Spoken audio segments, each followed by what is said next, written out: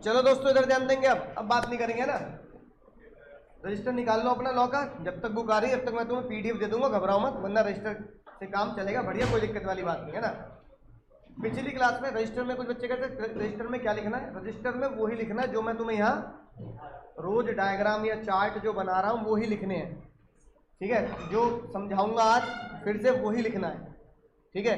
तो जो मैं लिखवाता हूँ सिर्फ रजिस्टर में वही लिखते जाना है। दूसरी बात, कोई बच्चे कहते हैं सर जब हमें बुक मिलेगी तो हमें अलग से क्या प्रैक्टिस करनी है, अलग से हमें क्या लिखना है। तो वैसे मेरी सलाह ये होती है कि अलग से हमें क्या बनानी चाहिए, समरी। तो मेरे पास हर चैप्टर की समरी है जो मैंने एक टॉपर बच्चे की ली थी, तो मैं उस बच्चे की हर चैप्टर की समरी तुम्हें भेज दूंगा, स्पेशली पहले 4-5 चैप्टर की तो भेज दूंगा। तो तुम्हें उससे गाइडेंस मिल जाएगी कि भाई इस बच्चे ने जब एग्जाम के एक दिन पहले क्वेश्चन, एग्जाम से एक दिन पहले रिवीजन किया होगा तो पूरी 400 पेज की किताब तो पढ़ी नहीं होगी, है ना। तो उन्हीं समरी को पढ़ के क्या मुझे पूरा कॉन्सेप्ट रिवाइज हो रहा है नहीं हो रहा। अगर आपको लगता है कि उस समरी के प्रिंट आउट लेना तो प्रिंट आउट ले लो, कोई दिक्कत वाली बात नहीं। फिर उसमें वो चीज़ लिख लेना प्रिंट आउट लेके जो तुम्हें लगता है कि ये मेरे हिसाब से एक चीज़ ऐड हो जानी चाहिए, है ना। अब भाई जैसे पिछली क्लास में मैंने ये कॉन्सेप्ट आपको समझाया, समझ में आ गई बात। अब जब तुम्हें मैंने समरी नोट्स दिए तुमने उसको प्रिंट आउट ले लिया, प्रेफर ये करना चाहिए खुद लिखो। खुद लिखते तो क्या होता है, उसको थोड़ा रिकॉल होता है ना, वो मैथ्स की और अकाउंट्स की प्रैक्टिस की तरह है। खुद लिखेंगे तो याद होगा, फिर उसमें आप चाहो तो इसमें कोई भी बातें अपने हिसाब से लिख सकते हो, ठीक है। कि भाई मुझे समरी में ये चीज़ ऐड कर देनी चाहिए, राइट। कि मुझे पता लगा समरी में इक्वेशन नहीं लिख रखी, है ना, या समरी में उस बच्चे ने ये नहीं लिख रखा कि पहली 3 डेफिनेशन 3 ही शब्द की है। तो आप समरी को अपने हिसाब से क्या कर सकते हो, ऐड कर सकते हो, अपने हिसाब से सेक्शंस को सीक्वेंस बना सकते हो। इतनी बात समझ में आ रही है। अब शुरू करें आज की क्लास। तो समरी तुम्हें मैं कब दूंगा, वो तुम्हारी पीडीएफ तुम्हारे ग्रुप पे पहुंच जाएगी हमारा जब चैप्टर खत्म हो जाएगा, तो तुम्हें पता रहेगा ना उसे पढ़ के कि हाँ भाई ये चैप्टर हुआ है, ठीक है। जब तक तुम चाहो तो समरी अपने हिसाब से बना सकते हो, वरना जैसे मैं लिखवा रहा हूँ बिल्कुल वैसे लिखते जाना बस, और कुछ नहीं करना। जैसे मैं रोज क्लास में लिखवा रहा हूँ वो चीज़ तुम्हें रोज क्लास में लिखनी है ताकि वो रजिस्टर तुम्हारा मेंटेन रहे। अब जैसे एक क्वेश्चन मैं आज कराऊंगा तो तुम्हें ऐसे क्वेश्चन की राइटिंग प्रैक्टिस करनी है अपने इसी रजिस्टर में चैप्टर वाइज, कि तुम्हें पता रहे कि हाँ भाई ये राइटिंग प्रैक्टिस क्वेश्चन में होती है, ठीक है। या जो होमवर्क दिया उसकी राइटिंग प्रैक्टिस करनी है।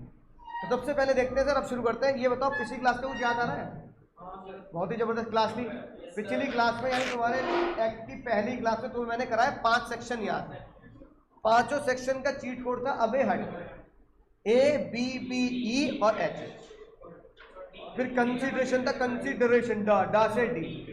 तो अगर मैं तुम्हें बोलूं कि भाई बिना देखे अगर बताएंगे तो बताओ एग्रीमेंट का कौन सा सेक्शन होता है, सोच के बोलना जल्दबाजी में नहीं। कॉन्ट्रैक्ट का,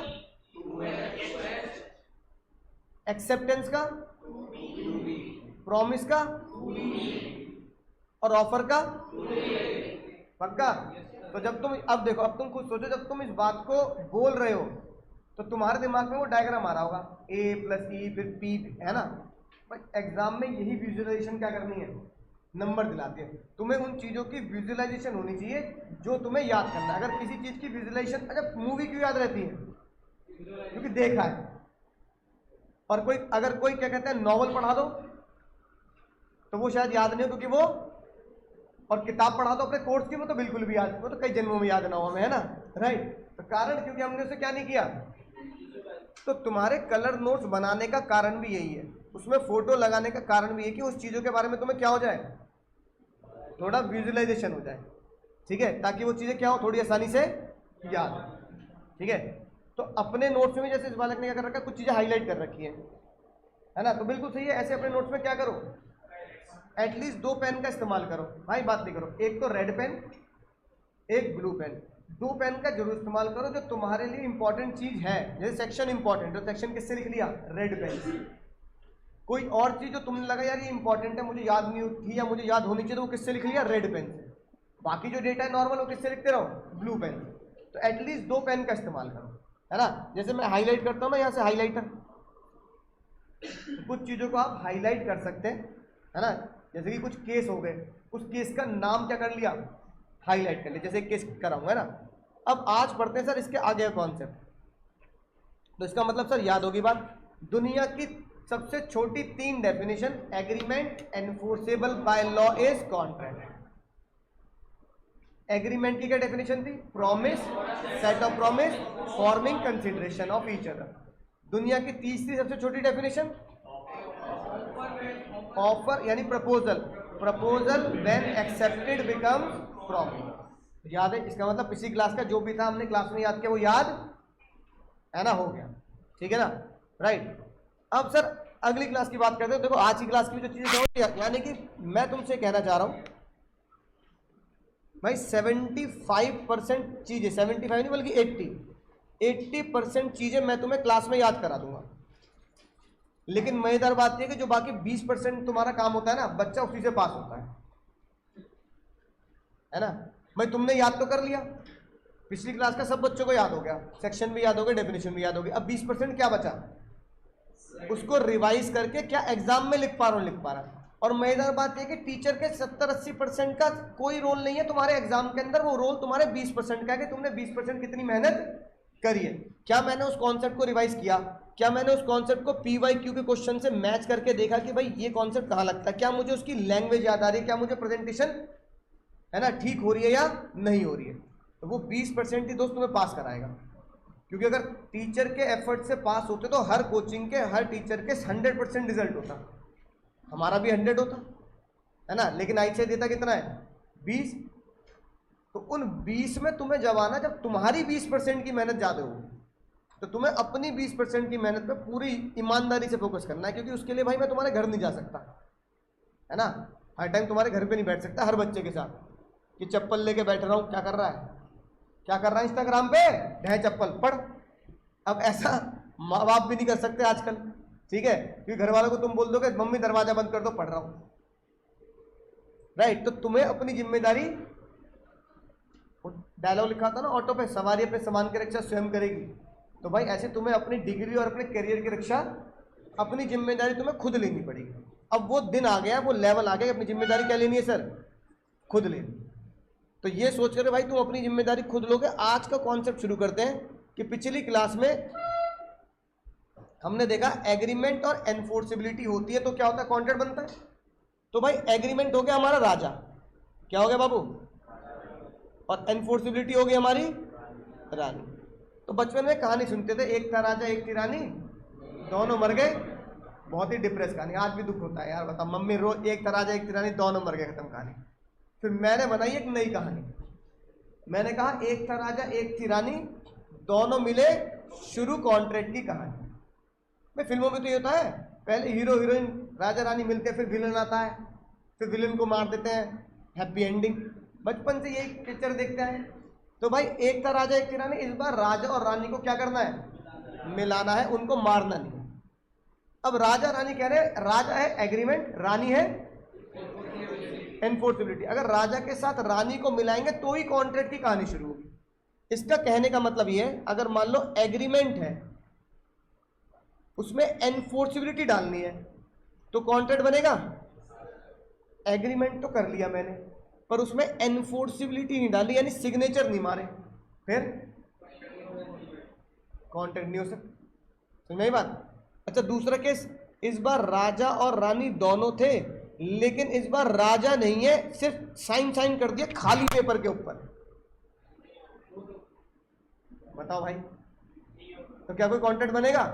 इसका मतलब जज ने बोला भाई राजा, जब इसलिए जज साहब कह रहे हैं, जिसलिए भाई अंकुर सर तुम्हें कह रहे हैं क्या कि एक था राजा एक थी रानी, दोनों मिले, शुरू कहानी। आज ये बतानी मम्मी को, नहीं मम्मी आज हमने नई कहानी सीखी है, क्या एक था राजा एक थी रानी दोनों मर गए, नहीं, एक था राजा एक थी रानी दोनों मिले, शुरू कहानी। इन दोनों में से एक भी चीज नहीं होगी तो फिर वो कॉन्ट्रैक्ट नहीं होगा। कि एग्रीमेंट भी लिखना जरूरी है और उस पर सिग्नेचर भी जरूरी है, मैं ना बात। तो राजा रानी को एक साथ लेके आना है। अब सर बात आती है रानी, रानी बहुत नाराज 2 दिन से मुझसे, कह रही सर आपने अच्छा नहीं किया। मैंने क्या हो गया रानी, ऐसी रानी साहब ऐसी क्या बात हुई, आपने अच्छा नहीं किया। मैंने कहा बताओ तो मैंने क्या गलत किया। आपने पूरी क्लास राजा के ऊपर निकाल दी, एग्रीमेंट ये एग्रीमेंट प्रॉमिस ऑफ, पूरी क्लास किसके ऊपर निकाल दी, सारे सेक्शन किसके बता दिए, जो राजा से रिलेट करते हैं। मेरी आपने कोई भी बात नहीं बताई, ये बहुत गलत बात है। तो मैंने कहा रानी इस बात के लिए क्षमा चाहता हूं, अगली पूरी क्लास किसके ऊपर,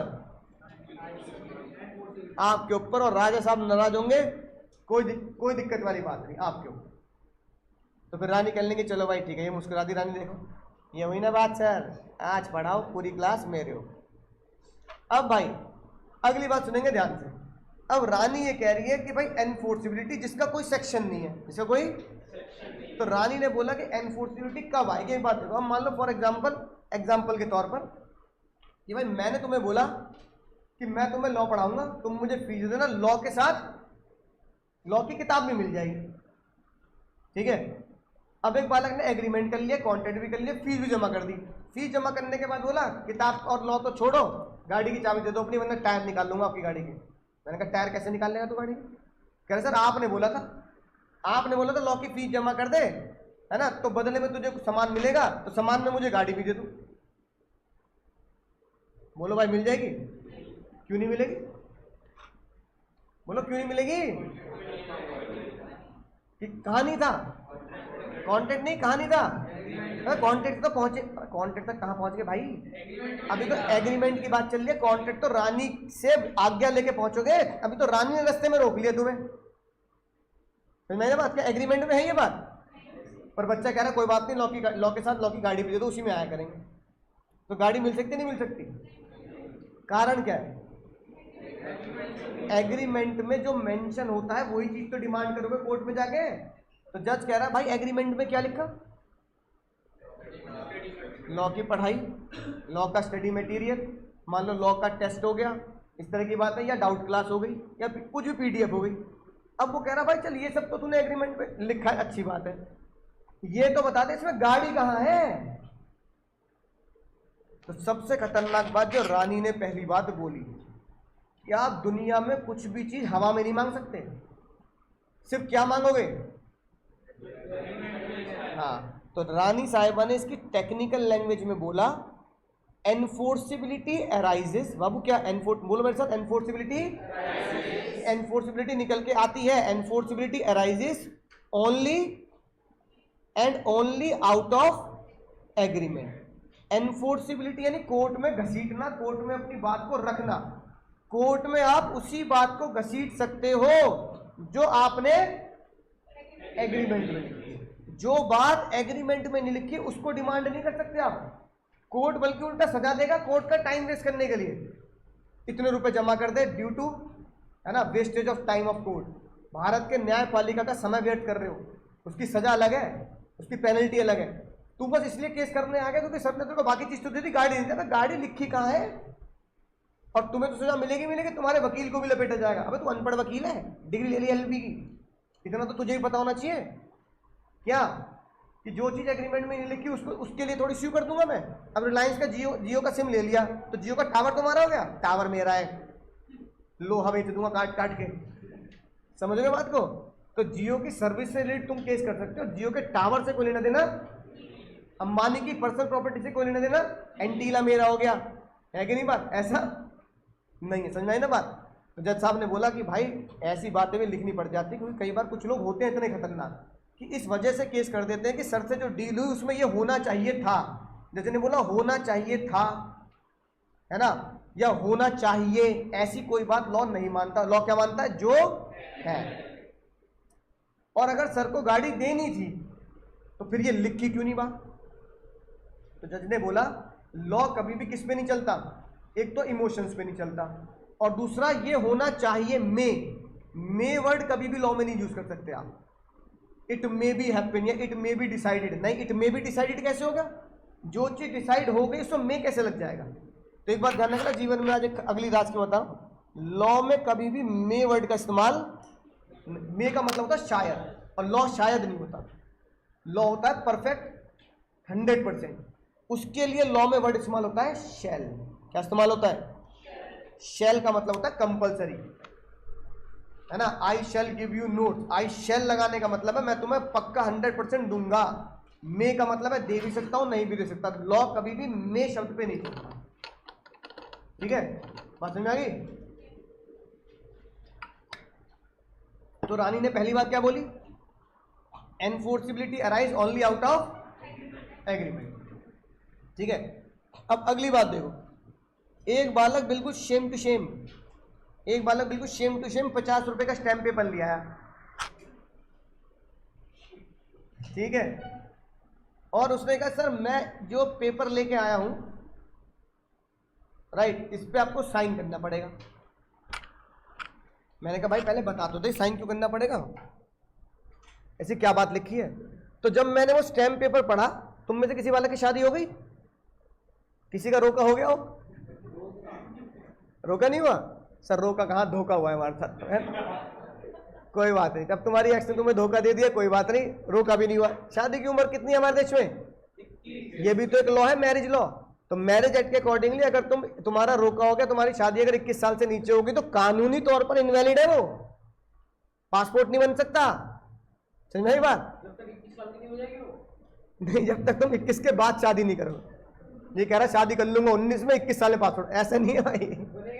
नहीं, शादी करते टाइम पे तुम्हारी उम्र कितनी होनी चाहिए एज पर। ये भी किसका हिस्सा है? सिविल लॉ का। ये कॉन्ट्रैक्ट में आएगी बात, आगे बढ़ाऊंगा। अब एक बालक कह रहा है सर मेरी शादी पक्की हो गई है, आपको जरूर आना है, शादी में जरूर आना है। शादी कार्ड में भी उसे लिख रखा था मेरी चाचू की शादी में जलूल जलूल आना है, ऐसे लिखते ना बच्चे। अब भाई मैंने कहा हाँ भाई पक्का आऊंगा। कह रहे नहीं पक्का नहीं आऊंगा, साइन करो। मैंने कहा यार ये सर लॉ का स्टूडेंट हूं, लॉ का स्टूडेंट अगर लॉ की ना माने तो मजा ही क्या जिंदगी में। और अपने मैंने कहा भाई लॉ की अगर कोई भी बात लागू करनी है तो जिसमें पढ़ा है उस पर लगा देगा। कह रहा सर इस आपसे बढ़िया कौन मिलेगा, आपने पढ़ाया आप ही पे लागू। मैंने कहा ले भाई, बच्चे निकल रहे टीचर से 2 कदम आगे। कह रहा नहीं साइन करो। मैंने कहा साइन करने की जरूरत क्या, जब मैं आऊंगा। कह रहा नहीं मुझे शक है आपके ऊपर, आप नहीं आओगे। मैंने कहा भाई मैं आऊंगा, तू बता किस दिन आना है। उस दिन क्लास भी होगी, क्लास की छुट्टी करके आऊंगा। दिन में शादी करेगा तो पूरे दिन की छुट्टी करके आऊंगा। और बता जब आप इतनी बात कह रहे हो इतनी ईमानदारी से, तो साइन करने में क्या है। अब उसने, बालक ने पहले साइन कर रखे थे बच्चे ने, उसने साथ में मेरे साइन भी ले लिए। और उस एग्रीमेंट में लिखा था कि इस दिन मेरी शादी है, इस डेट को शादी है और इस समय सर को आना है ना।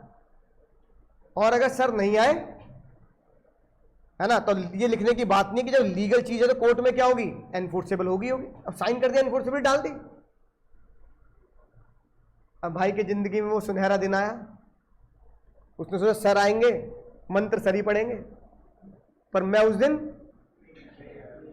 नहीं आया। अब मैंने उसको भाई को टेक्स्ट भी कर दिया। मैंने कहा भाई मैं बिल्कुल आज तैयार था, मैं सूट वूट सब तैयार कर रखा था, पर घर में कुछ अर्जेंसी आ गई, इसकी वजह से मैं आ नहीं पाऊंगा, है ना। मैं फिर बाद में तुझको घर पे आके तेरे से मिलता हूं भाई पर्सनली, सॉरी फॉर कि मैं आज नहीं आया। उसको अपनी शादी के एंजॉयमेंट से कोई मतलब नहीं है। नाच रहे हैं, बाराती नाच रहे हैं, वही मैसेज कर रहा है I will see you in court. अपनी शादी के दिन ही यहाँ दोस्त नाच रहे हैं, लेट लेट के नागिन डांस कर रहे हैं, ठीक है, लेकिन भाई क्या कर रहा है मैसेज। मैंने कहा भाई मेरा पढ़ाया हुआ बालक मेरे ऊपर ही केस कर रहा है। अब बच्चा कह रहा है सर आपको आना चाहिए था, आप आए नहीं, साइन हो चुका है कॉन्ट्रैक्ट, सिग्नेचर आपके ही है ना, सबूत भी आपके खिलाफ है सारे, ठीक है। आप अगर नहीं आए हो, आप पता नहीं लिफाफा कितना लाते नहीं लाते, मुझे 51,000 रुपए का हर जाना चाहिए। मैंने कहा भाई 51,000, अब 5100 ही बोल लेता है यार, कम जब मांगो तो बाद में कोर्ट में देख लेंगे। अब कोर्ट में बालक बिल्कुल फैल गया, कह रहा सर के लिए मैंने स्पेशल गुलाब जामुन बनवाए, सर के लिए मैंने स्पेशल गोलगप्पे तैयार कराए। मैंने गोलगप्पे, हाँ गोलगप्पे तैयार कराए। सर के लिए मैंने स्पेशल ये काउंटर लगवाया, पास्ता फ्रॉम इटली। मैंने क्या बात कर रहा है, कह रहा हाँ सर आपके लिए अरेंजमेंट किया, इन सब का खर्चा मेरा 50,000 रुपए था, तो 50,000 51,000 रुपए आपको देने पड़ेंगे। अगर आप पहले मना कर देना, उस दिन नहीं आते, तो मैं पास्ता पिज्जा कुछ नहीं बनवाता, गोलगप्पे का भी स्टॉल कटवा देता, है ना, और गुलाब जामुन की जगह कोई क्या रखवाता, कोई ठंडी मिठाई रखवाता, गर्मी का मौसम चल रहा है। आपके चक्कर में गुलाब जामुन, ठंडा नहीं खाते आप। मैंने कहा मैं ठंडा तो नहीं खाता, गले का चक्कर रहता है, आपको पैसे देने पड़ेंगे। अब बताओ केस मैं जीतूंगा या बालक जीतेगा।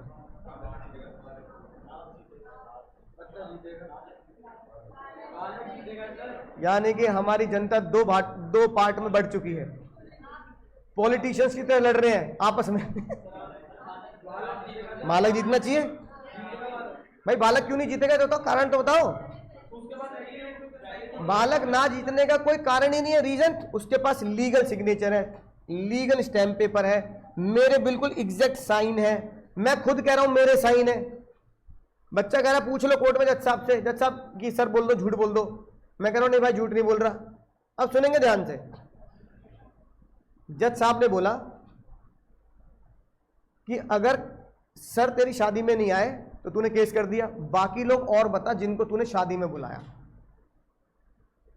पता लगा उस दोस्त ने अपने पड़ोसी को, मान लो इसकी शादी थी, भाई ने अपने पड़ोसी को बुलाया, पड़ोसी नहीं आया, पड़ोसी के ऊपर केस क्यों नहीं किया तूने? बोलो। पर शादी में बुलाया, कार्ड तो दिया था, कार्ड था नहीं था, है ना? हाँ वही तो बात, बस मेरे से तुमने एग्रीमेंट कर लिया, इतने तो फर्क है, बाकी कार्ड तो दिया था। कोई अपने बर्थडे में बुला रहा है कि नहीं बात, राइट? तो जज ने बोला आज तो तूने ये बात कह दी, पर जिंदगी में ये सोच कि अगर तू खुद किसी की शादी में ना जाए तो कभी किसी ने सोचा तेरे ऊपर केस कर देंगे? बोलो भाई, सोच, तुमने कभी सोचा? ये तो आज तुम सोच रहे हो क्योंकि मैं तुम्हें सोचने का मौका दे रहा हूं। क्या आज के अभी 15 मिनट या 20 मिनट से पहले तुमने सोचा कि अगर मेरे पास किसी का शादी का कार्ड, बर्थडे का इन्विटेशन, जागरण का इन्विटेशन, एनिवर्सरी का इन्विटेशन और मैं नहीं जा पाया तो मैं इस डर में जी रहा हूं कि भाई मैं नहीं गया तो सामने वाला क्या कर देगा? कभी इस डर में जिए? एक ही दिन में तुम्हारे पास 4 शादी के कार्ड हैं, कभी मम्मी पापा ने ऐसे घबराहट सी दिखाई भाई चारों में जाना जरूरी है वरना केस हो जाएगा? पता लगा एक शादी पहुंच रही लंका पार, तो क्या लंका चला जाओ शादी में? सर डेस्टिनेशन वेडिंग है, आपको आना कहाँ? श्रीलंका में डेस्टिनेशन वेडिंग है। मैंने सर आपका होटल मैंने बुक कर दिया, सब कुछ मैंने बुक कर दिया, बस आने जाने का टिकट। अब तुम्हारी शादी के लिए टिकट बुक कर दो लंका का, पासपोर्ट बनवाओ, तुम्हारा बना हुआ नहीं बना हुआ मेरा, समझ आई ना बात? तो इस चक्कर में सर आप अगर नहीं आए ना, मैंने आपका होटल बुक कर दिया श्रीलंका में, आप अगर श्रीलंका में मेरी शादी में नहीं पहुंचे केस कर दूंगा। अब इस डर से मैं पासपोर्ट बनवाता फिर रहा हूँ, फिर टिकट देख रहा हूँ, छुट्टी करनी पड़ेगी, टिकट के पैसे भी नहीं जेब से लगाने पड़ रहे हैं विदेश आने जाने के। तो बताओ क्या इसके ऊपर तुमने सोचा केस हो जाएगा? बोलो। जज ने कहा नहीं सोचा। अगली बात सुनो ध्यान से, पापा ने तुम्हें बोला तेरे अगर इतने बढ़िया मार्क्स आए तो मैं तुझे ये दिलाऊंगा, या तुमने पापा को बोला पापा 12वीं क्लास से फाउंडेशन में आ गया, थोड़ी पॉकेट मनी बढ़ा दो यार, थोड़ी पॉकेट मनी तो बढ़ा दो। 4-5 घंटे की क्लास होती है, बीच में भूख लगती है, आधे घंटे का ही गैप होता है ना? आसपास कोई पैटीज वेटीज की दुकान होगी तो पैटीज समोसा खा लूंगा पापा, थोड़ी पॉकेट मनी बढ़ा दो। पहले आप देते थे मान लो 200-300 रुपये, थोड़े 500 कर दो। पापा ने कहा चल कोई बात नहीं, अगली तारीख से 1 महीने से तेरी पॉकेट मनी है ना, जितने देता था उससे 100 रुपये एक्स्ट्रा ले लियो। चल तूने सीए का इमोशन दे दिया ना, 100 रुपये एक्स्ट्रा ले लियो। अगले महीने पापा को बोला पापा 100 रुपये दे देना, आपने एक्स्ट्रा कहा था, इतने क्यों दे रहे, 100 रुपये और दो। आपने कहा इस महीने नहीं दे पाऊंगा। पापा आपने वादा किया था कल मिल जाना कचहरी में। कचहरी समझते हो? यूपी की भाषा में लोकल कोर्ट, तो लोकल कोर्ट को कचहरी बोलते हैं। कल मिल जाना कचहरी में। आपने कहा अपने बाप को धमकी दे रहा? मैं अपने बाप को धमकी नहीं दे रहा, मैं कानून के साथ हूं और मैं कानून की तरफ से आपको धमकी दे रहा हूं। आपने पॉकेट मनी का वादा किया, नहीं बनाई, नहीं बढ़ाई, केस कर दोगे अपने पिताजी के ऊपर केस। मम्मी ने बोला क्या खाएगा बेटा? मम्मी आज बहुत तेज भूख लग रही है, आज सैटरडे भी है, काम करो कल ट्यूशन कोचिंग की छुट्टी भी है, आज बना दो शाही पनीर। तुम घर पहुंचे शाही पनीर की जगह मिले शाही टिंडे। भाई मेरी मम्मी ऐसे कर चुकी है मेरे साथ। मैंने एक दिन मम्मी को बोला मम्मी शाही पनीर बना दो, मम्मी ने शाही टिंडे, मम्मी ने बोला ग्रेवी वही है शाही पनीर नहीं मिल पाया बेटा, ऐसे टिंडे डाल दिए, बाकी सब शाही है। भाई उस दिन मैंने मम्मी के हाथ जोड़ लिए। मैं कहा मम्मी ऐसे कौन करता है? मैं कहा मम्मी कोई करता होगा? बेटा मैं कितनी खतरनाक मम्मी है मेरी, कोई करता होगा ऐसे? अब ये बताओ सुनो, अब मेरी माताजी ने ऐसा कर दिया तो मैं क्या मम्मी के ऊपर केस, तो अपनी मम्मी के ऊपर केस कर दोगे? मम्मी शाही पनीर का वादा था, आपने क्या किया? केस करोगे? अब ये बता दो माँ बाप के ऊपर केस क्यों नहीं करोगे? ओरल एग्रीमेंट वैलिड होते हैं दीदी, क्योंकि बचपन से आज तक ओरल एग्रीमेंट करते आ रहे नहीं करते आ रहे। ये रजिस्टर कैसे खरीदा? अरे क्यों नहीं होता? ये रजिस्टर कैसे खरीदा है? सबूत देना पड़ेगा भाई। हाँ सबूत देना पड़ेगा। अब मम्मी खुद कह रही कोर्ट में हाँ मैंने शाही पनीर बोला था लेकिन बनाई शाही टिंडे। पापा कह रहे हैं हाँ मैंने बोला था पॉकेट मनी बढ़ाऊंगा, नहीं बढ़ाई। बात समझ में आ रही है? अब सुनो अगली बात। अब तुम सब इस बात पे इसलिए चुप हो क्योंकि तुम कह रहे हो सर कभी ना ऐसा सोचा नहीं कि माँ बाप के ऊपर केस हो जाएगा। तो जज कह रहे हैं बस माँ बाप के ऊपर केस नहीं होगा, ऐसा नहीं सोचा, लेकिन सर के ऊपर केस कर दोगे क्योंकि वो वहां तुम्हारे मम्मी पापा जैसे इमोशन नहीं आ रहे। यार लोग क्या कहेंगे, अपने पिताजी के ऊपर केस कर दिया, वह नालायक, मम्मी के ऊपर है कि नहीं बात, पता लगा मम्मी वही चप्पल से पीट रही कोर्ट में, घर से निकाल देंगे, सही बात है, कोर्ट में मिलियो, घर में बताइयो, हाँ समझ रहे हो ना। अब ऐसी एक बहुत ही जबरदस्त केस आया, अब सुनना ध्यान से। अब तुम समझ चुके हो कि शादी का इनविटेशन है ना, पॉकेट मनी, मम्मी की तरफ से खाना पीना, गिफ्ट। अब मान लो एक लड़का लड़की की शादी हुई, लड़की ने बोला खाना मुझे बहुत अच्छा बनाना आता है, लड़की ने रोटी जला दी, तुमने तो कहा था खाना अच्छा बनाना था, रोटी जली है, तूने गोल नहीं बेली। लड़की ने सब्जी जला दी, तुमने तो कहा था खाना अच्छा बनाता है, लड़की ने लड़का जला दिया, तुमने तो कहा था खाना अबे तो लड़की को गुस्सा आएगा नहीं आएगा, हाँ मैंने कहा था खाना अच्छा बनाना है, रोटी जला दी है ना, सब्जी जला दी, किस दिन लड़का ही जला दूंगी मैं। घरेलू हिंसा लड़कियों के साथ क्यों, लड़कों के साथ भी तो हो सकती है। Why should boys have all the fun, ठीक है। अब ये बताओ आखिरी पॉइंट में तो चलो कोर्ट में केस हुआ है घरेलू हिंसा, लेकिन अगर मम्मी ने, भाई जैसे मम्मी ने बोला शाही पनीर बनाऊंगी, नहीं बनाया, ऐसी लड़की ने बोला खाना बनाना आता, सब्जी बनाती नहीं बनानी आती, तो इसका मतलब ये थोड़ी कि ससुराल वाले केस कर देंगे, हस्बैंड केस कर देगा। जज कह रहा है भाई सोच क्या है, छोटी है, इसलिए जज साहब ने आज से 100 साल पहले एक केस का फैसला दिया, और वो केस आया था 1919। बाबू कब आया था? केस का ईयर याद रखने की कोई दरकार नहीं है, लेकिन केस का नाम याद रखने की पूरी दरकार है आपको। केस का नाम याद, अब केस का नाम सुनो। एक आंटी जी थी और एक अंकल जी थे। आंटी का नाम था मिसेस बालफर, BALFOUR बालफर। अंकल जी का नाम था मिस्टर बालफर। जब ये दोनों हस्बैंड वाइफ कोर्ट में पहुंचे तो जज साहब ने जब इस केस का फैसला दिया तो जज साहब ने बोला मिस्टर और मिसेस बालफर में से मिस्टर और मिस का टाइटल हटा दो, फिर क्या बन गया केस। भाई बात नहीं करो, बहुत इंपॉर्टेंट पढ़ा रहा हूं, बात नहीं करो, सीधे देखो, बालफर वर्सेस। अब ये दोनों लोग श्रीलंका में रहते थे। श्रीलंका को पहले बोलते थे सेलोन, क्या बोलते थे, श्रीलंका का नाम पूरा सेलोन ऐसे कुछ करके था वो, खैर कोई दिक्कत वाली बात नहीं। अब अंकल आंटी दोनों श्रीलंका से पहुंचे England.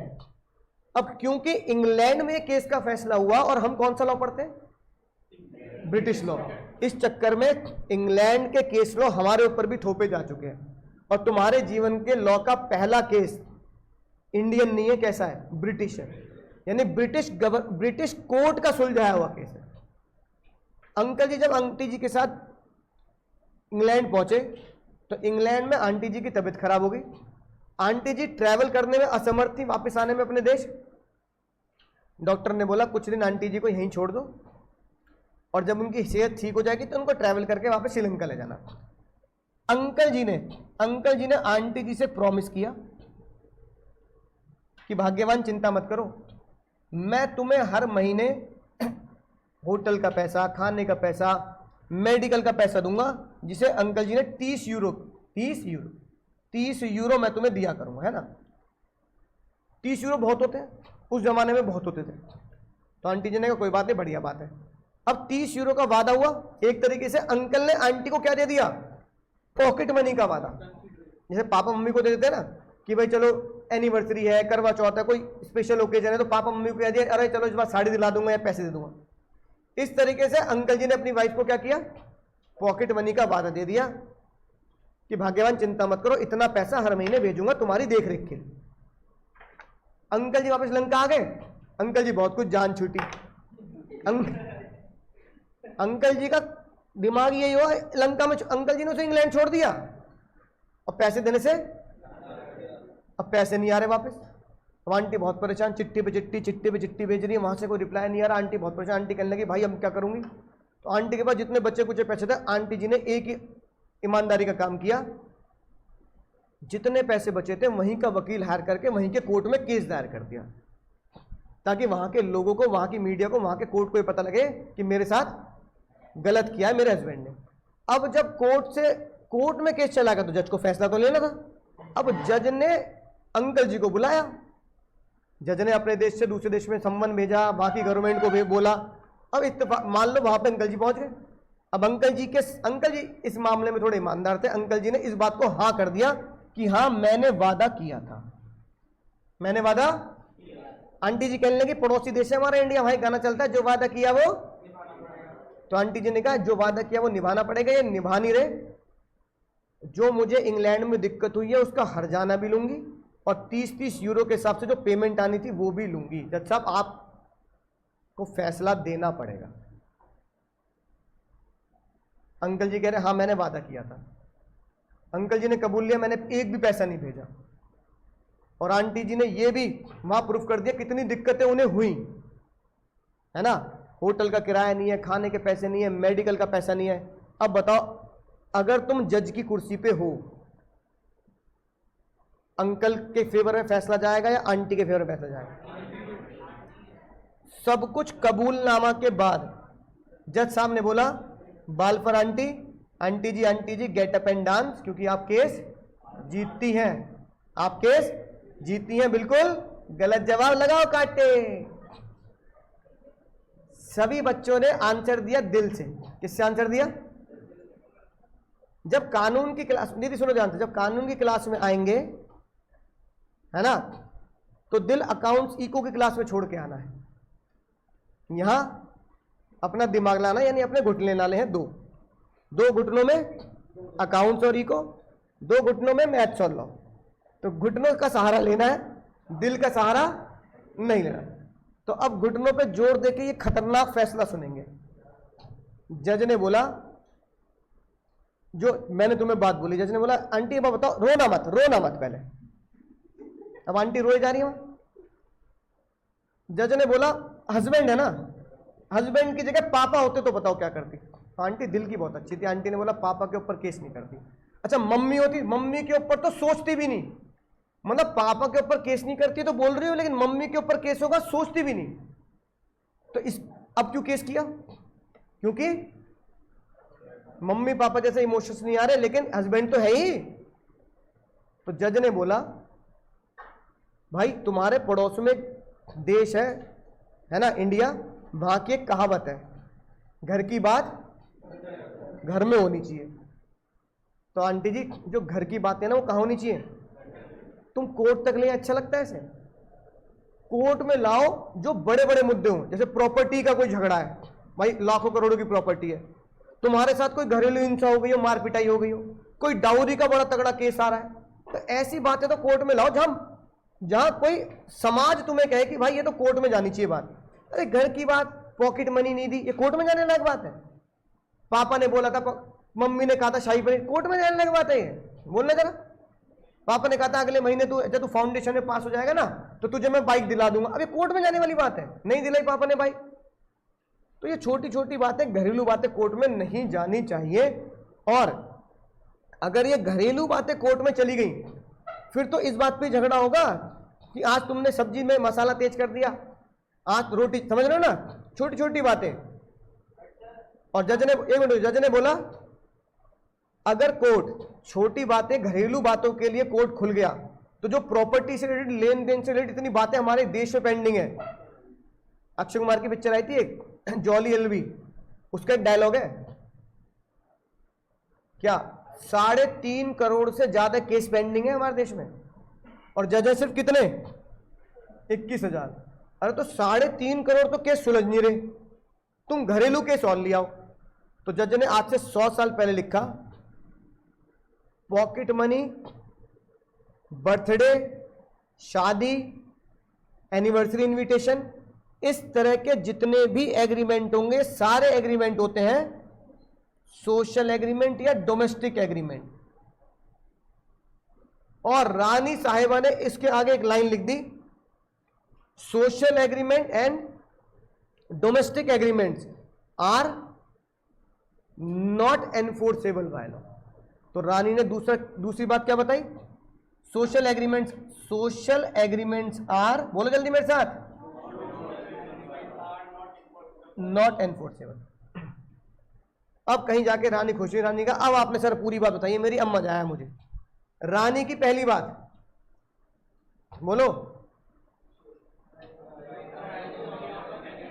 Enforceability arises only and only out of. रानी की दूसरी बात, सोशल एग्रीमेंट आर नॉट, बोलो जल्दी, social agreement are not enforceable वाला। घरेलू एग्रीमेंट कोर्ट में घसीटने लायक नहीं होते। तो सोशल एग्रीमेंट किस तरह के होते हैं? पॉकेट मनी, हस्बैंड की वाइफ की पॉकेट मनी, बच्चों को पापा की तरफ से पॉकेट मनी, है ना। इसके अलावा बर्थडे इनविटेशन, शादी का इनविटेशन, या भी कोई माँ बाप तुम्हें कोई भी गिफ्ट करने के लिए बोल दे।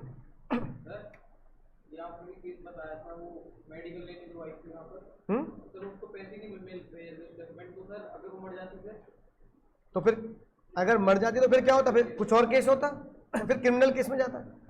अब सुनो ध्यान से, अब ये केस डिसाइड हो गया। अब मैं तुम्हारी एक, है ना, क्रेविंग को सॉल्व करता हूं। अब ये केस डिसाइड हो गया। क्या इस केस में बालफर आंटी मरी या नहीं मरी? क्या अंकल जी जिंदा थे नहीं थे? ये जो सब कुछ हुआ ये रियलिटी था नहीं था? रियलिटी था ना। इसमें हम कुछ भी क्या नहीं कर सकते? फेरबदल नहीं कर सकते कि अगर आंटी मर जाती तो क्या होता। अरे आंटी मर जाती तो जो फैसला होता वो तुम्हें पड़ा था। अब एक बालक कह रहा है पिछली बैच का, सर अगर ये होता तो क्या हो जाता? अंकल अगर जाते ही ना तो क्या हो जाता? अंकल गए ना, तो जो हो जाता अभी तुम्हें बताया उस पर लॉ। अगर गाय भैंस उठती तो क्या होता? क्या होता? गोबर कैच करते भाई, यही तो होता बस। तो इसलिए गाय भैंस नहीं उड़ानी। क्यों? क्योंकि जो हो गया वही प्रूव्ड है, और जो हो गया वही एग्जाम में आएगा। इस बात को मैं लिख के दे सकता हूं, किसी भी स्टैम्प पेपर पे साइन कर सकता हूं। कभी भी क्वेश्चन अगर एग्जाम में आया तो आईसीआई या पूरी दुनिया की कोई भी यूनिवर्सिटी ये नहीं लिख सकती कि अगर अंकल नहीं जाते तो डिसाइड द केस, अगर आंटी वहीं मर जाती तो डिसाइड द केस। अरे डिसाइड कैसे कर दूं जब कोर्ट ने डिसाइड नहीं किया? मैं कैसे डिसाइड कर दूं? मैं तो जज से बहुत छोटा आदमी हूं भाई। तुम और मैं जज के आगे तो कुछ भी नहीं है। तो जज खुद कह रहा है 1919 में जो हो गया उसमें तू कैसे फेरबदल कर देगा? कि आंटी अगर नहीं रहती तो बताओ जज क्या देता? जज जो फैसला देता ना वो तुम पढ़ रहे होते। तो जज ने जो फैसला दे दिया वो तुम पढ़ रहे हो। इसलिए कभी भी ये बात ध्यान रखना, ऐसा हो जाता वैसा हो जाता कि कानून में कोई जगह, है ना। अगर फ्यूचर में कभी ऐसा होगा तो उसका फैसला कौन देगा? और जज फैसला दे देगा तो क्या बन जाएगा? लॉ बन जाएगा, तब तुम्हें पढ़ा दिया जाएगा। समझ में ना बात? तो जब तक कोई नया फैसला ना आ जाए और नया फैसला लॉ में इनबिल्ट ना कर दिया जाए, तब तक वो हवाई बातें ना पढ़नी है, ना सोचनी है, ना पूछी जाएंगी। ठीक है? तो इस बात की 100% गारंटी है, 1000% गारंटी है। क्वेश्चन कभी ये बोल ही नहीं सकता कि अगर अंकल पहुंचे नहीं then decide the case, aunty की डेथ हो गई डिसाइड द केस। ऐसा नहीं हो सकता, क्योंकि आंटी वहां थी और अंकल वहां पहुंचे। लेकिन अगली बात जो है ना वो आंटी ने पूछी। अब आंटी के दिल पे जब बात लगी तो आंटी का दिल तो टूट गया। क्यों? दिल से अगर तुम देखो तो गलती किसकी है? मैं खुद दिल से आंटी के फेवर में हूं, लेकिन लॉ नहीं है। तो लॉ के हिसाब से आंसर देना है। अब आंटी ने रोते रोते एक चीज पूछी, आपके फैसले से मुझे कोई आपत्ति नहीं है। भाई जज साहब माई बापू आपको कहते हैं माई लॉर्ड, भगवान के बराबर मानते हैं। आपने भगवान ने जो फैसला कर दिया मान लिया, लेकिन भगवान के फैसले को मैं तब मानूंगी जब भगवान का फैसला का मुझे रीजन मिलेगा। मुझे कारण बताओ। Social agreement are not enforceable, इसका मुझे जब तक रीजन नहीं दोगे ना, जब तक कोर्ट के बाहर नहीं जाऊंगी, चाहे यहीं मरना पड़े मुझे। अब जज को भी गुस्सा आ गया। जज ने बोला अब इतनी बात पूछ ली ना दीदी, अब आंटी तुमने इतनी बात पूछी तो कारण सुन लो इस फैसले का। कारण वही तो तुमने अभी बोला। आंटी कहने लगी मैंने क्या बोला? जज ने बोला अगर इसकी जगह मम्मी होती तो। हाँ मैंने बोला कि मम्मी के बारे में तो सोचती भी नहीं केस करने के बारे में। बहन होती सगी बहन तो हाँ तो भी मैं केस नहीं करती। पापा होते तो भी केस नहीं करती। क्यों? क्योंकि ऐसे पॉकेट मनी के, गिफ्ट के, शादी इनविटेशन के एग्रीमेंट में तुम्हारा दिमाग नहीं, तुम्हारा जो छोटा दिमाग है ना, नाना पाटेकर जो कहता है अच्छा अच्छा है बहुत अच्छा है, छोटे दिमाग में बात डाल लें, जिसे बोलते हैं इंग्लिश में सबकॉन्शियस माइंड। तुम्हारा माइंड नहीं, तुम्हारा सबकॉन्शियस माइंड भी ये जानता है कि घरेलू मुद्दों पर अपने घर वालों के ऊपर झगड़े घर में हो सकते हैं, कि तुम पापा से नाराज होके बात ना करो, मम्मी से नाराज होकर झगड़ लो, लेकिन तुम्हारे सबकॉन्शियस माइंड में भी ये बात नहीं आएगी कि मम्मी से चाहे कितने दिन नाराज हो जाऊं लेकिन मम्मी के ऊपर केस कर दूंगा, ये बात नहीं आई होगी। क्या हुआ नहीं? कभी मम्मी से पापा से झगड़ा नहीं हुआ? हुआ। हो सकता है मम्मी पापा से नाराज भी रहे हो, 2-4 दिन ना बोले हो गुस्से में, लेकिन उस गुस्से में कभी भी इतना गुस्सा भी अगर आया हो तो ये गुस्सा नहीं आया होगा कि मैं केस कर दूंगा। समझ में आई ना बात? जज ने यही फैसला दिया। जज ने बोला इन केस ऑफ सोशल एग्रीमेंट, जो कॉन्ट्रैक्ट की पार्टीज होती हैं, हस्बैंड और वाइफ, दो पार्टीज के सबकॉन्शियस माइंड में भी ये नहीं आता कि वो केस करेंगे। बस हस्बैंड था ना दीदी, इसलिए तुम्हारे दिमाग में आई बात, पापा मम्मी होते तो तुम्हारे दिमाग में बात नहीं आती। तो जज ने बोला मैं ये मानता हूं parties does not intend to create legal relation. Party की सबकॉन्शियस माइंड की इंटेंशन भी नहीं होती कि वो लीगल रिलेशन में जाएंगे, और जब तक आप लीगल रिलेशन में नहीं एंटर करोगे तब तक कोर्ट तुम्हें आने का फैसला नहीं देगा।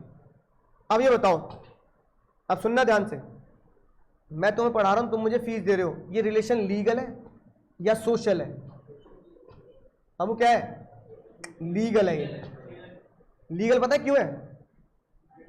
मेरे सबकॉन्शियस माइंड ने मुझे बता रखा है कि अगर किसी बच्चे ने फीस नहीं दी तो नहीं पढ़ाएंगे, और तुम्हारे सबकॉन्शियस माइंड ने भी तुम्हें यह कह रखा है कि अगर सर ने नहीं पढ़ाया तो लड़ लेंगे, फीस वापस दो, ये करो वो करो, है ना? तो पर घर वालों से तो नहीं होता ऐसा। तो तुम्हारा मेरा रिलेशन क्या है? दोस्ती यारी वाला सोशल हो गया, लेकिन पढ़ाने का क्या है?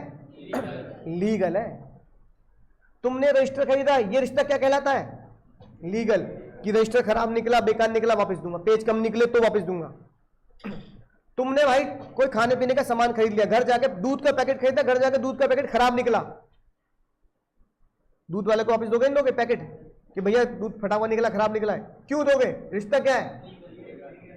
मम्मी ने तुम्हें दूध खराब दे दिया पुराना, तुमने पी के देखा, मम्मी तो स्मेल आ रही है बड़ी बुरी, मम्मी ने कहा रे देवा पी जा, कोई बात नहीं, तो मम्मी के ऊपर केस कर दोगे?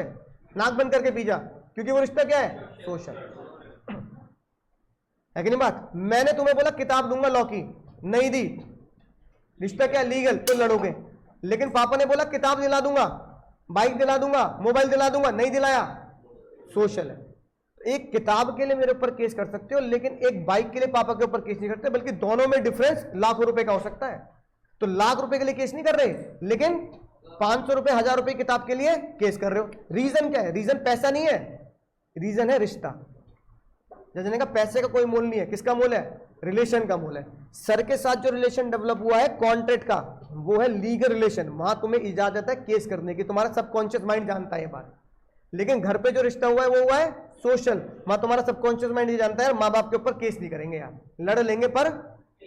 तो जज ने बोला party in social agreement, party does not have any intention to create legal relation, therefore social agreements are not enforceable by law. Case का नाम ईयर मत याद रखना, केस का नाम याद रखो, बालफर वर्सेस बालफर।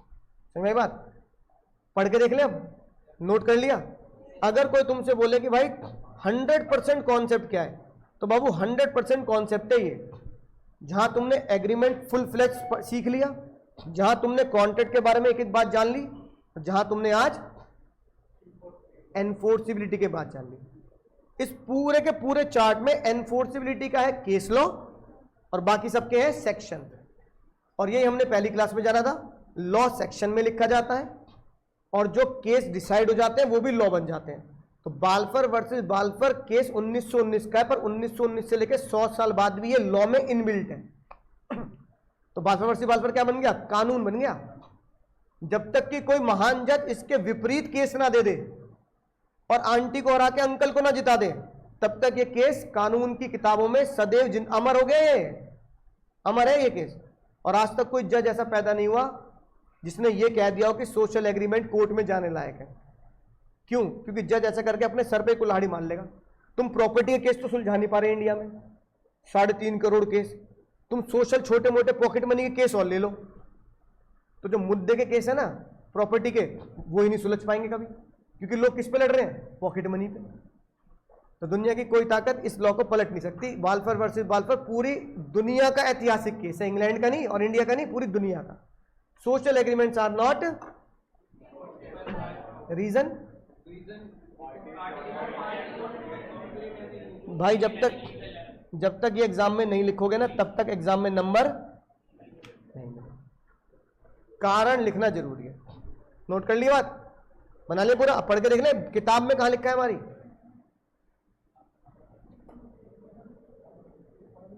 देखो भाई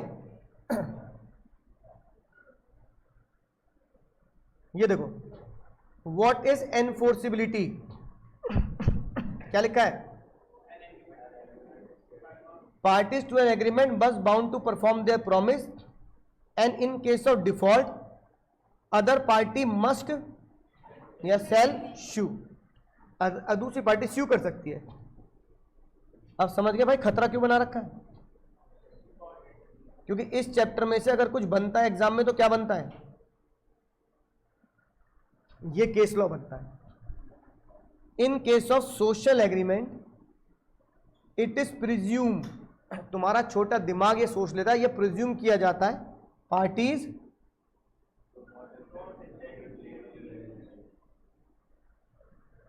पार्टीज लीगल रिलेशन मेंटेन नहीं करती। एग्जाम्पल पढ़ लेना।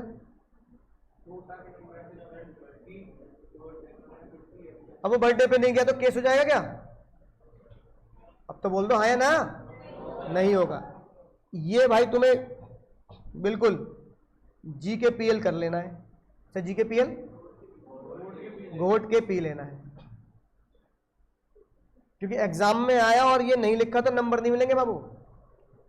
सबसे खतरनाक लाइन है ये, it was held by the honourable court such agreements are not result in to contract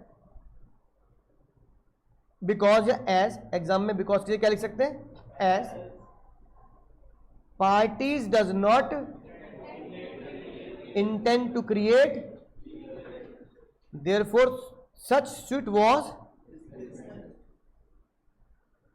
एक बार सॉरी बोल दो बालफर आंटी को, बोलो सॉरी आंटी, सॉरी बोल दो। मतलब लगा बाल उल्टे करके रात में मिल गई नहीं तुम्हें, बहुत हंस रहा था क्लास में। और कहीं बालफर आंटी मिल जाए पैर उल्टे हो तो पीछे जाके पैर छू लेना, आंटी माफ कर देना। पीछे जाके पैर छू लेना, क्यों? क्योंकि आंटी माफ कर देना, मेरी जिंदगी का पहला केस, मैं दिल से आपके साथ हूं, लेकिन कानून में यही मैं हर बार हर बैच में बच्चों से सॉरी कहलवा देता हूं, खुद भी कहता हूं कि बच्चों की जिंदगी का पहला केस, उसमें सबसे बड़ी सीख बच्चों को यह मिली कि कानून इमोशंस पर, इमोशन के हिसाब से अंकल ने गलत किया है, इमोशंस के हिसाब से अंकल ने गलत किया है, लेकिन कानून इमोशन पे नहीं चलता। इसलिए आंटी को सॉरी बोलना पड़ता है। आंटी की आत्मा आज भी भटक रही है, इतनी मेहनत करके इतनी दिक्कत के झेलने के बाद भी आंटी ही हार गई, इंसाफ नहीं मिला। अब जो इंसाफ नहीं मिला उसी को एक्सेप्ट करके एग्जाम में लिखना पड़ेगा। अगला सर, अगर कॉन्ट्रैक्ट तुम्हारे मेरे जैसा है, हाँ लीगल मतलब जैसे कार बेचने का, पढ़ाने का, क्या वो एनफोर्सेबल होंगे या नहीं होंगे? उसके कारण क्या लिखना है ये? इट इज यूजुअल प्रिजम्पशन, ये प्रिजम्पशन रहती है party is intent to create legal relation. Party की इंटेंशन होती है कि मैं तुमसे कोई दोस्ती यारी वाला रिश्ता नहीं कर रहा, मैं तुमसे लीगल रिलेशन कर रहा हूं। भैया मैं तुम्हें नहीं जानता, तुम नहीं जानते, मेरी फीस तुमने ले ली, पढ़ाना पड़ेगा, ठीक है राइट। अब तुमने एसी ले लिया यहाँ, तो कोई दोस्ती यारी थोड़ी है भाई। मैंने एसी खरीद लिया, तुमने बेच दिया, नहीं चलेगा भाई, मैं केस करूंगा, मुझे तुमसे कोई दोस्ती यारी। पार्टी की इंटेंशन है लीगल रिलेशन, और लीगल रिलेशन का मतलब क्या होता है? धोखाधड़ी पर स्यू। पढ़ लो एग्जांपल।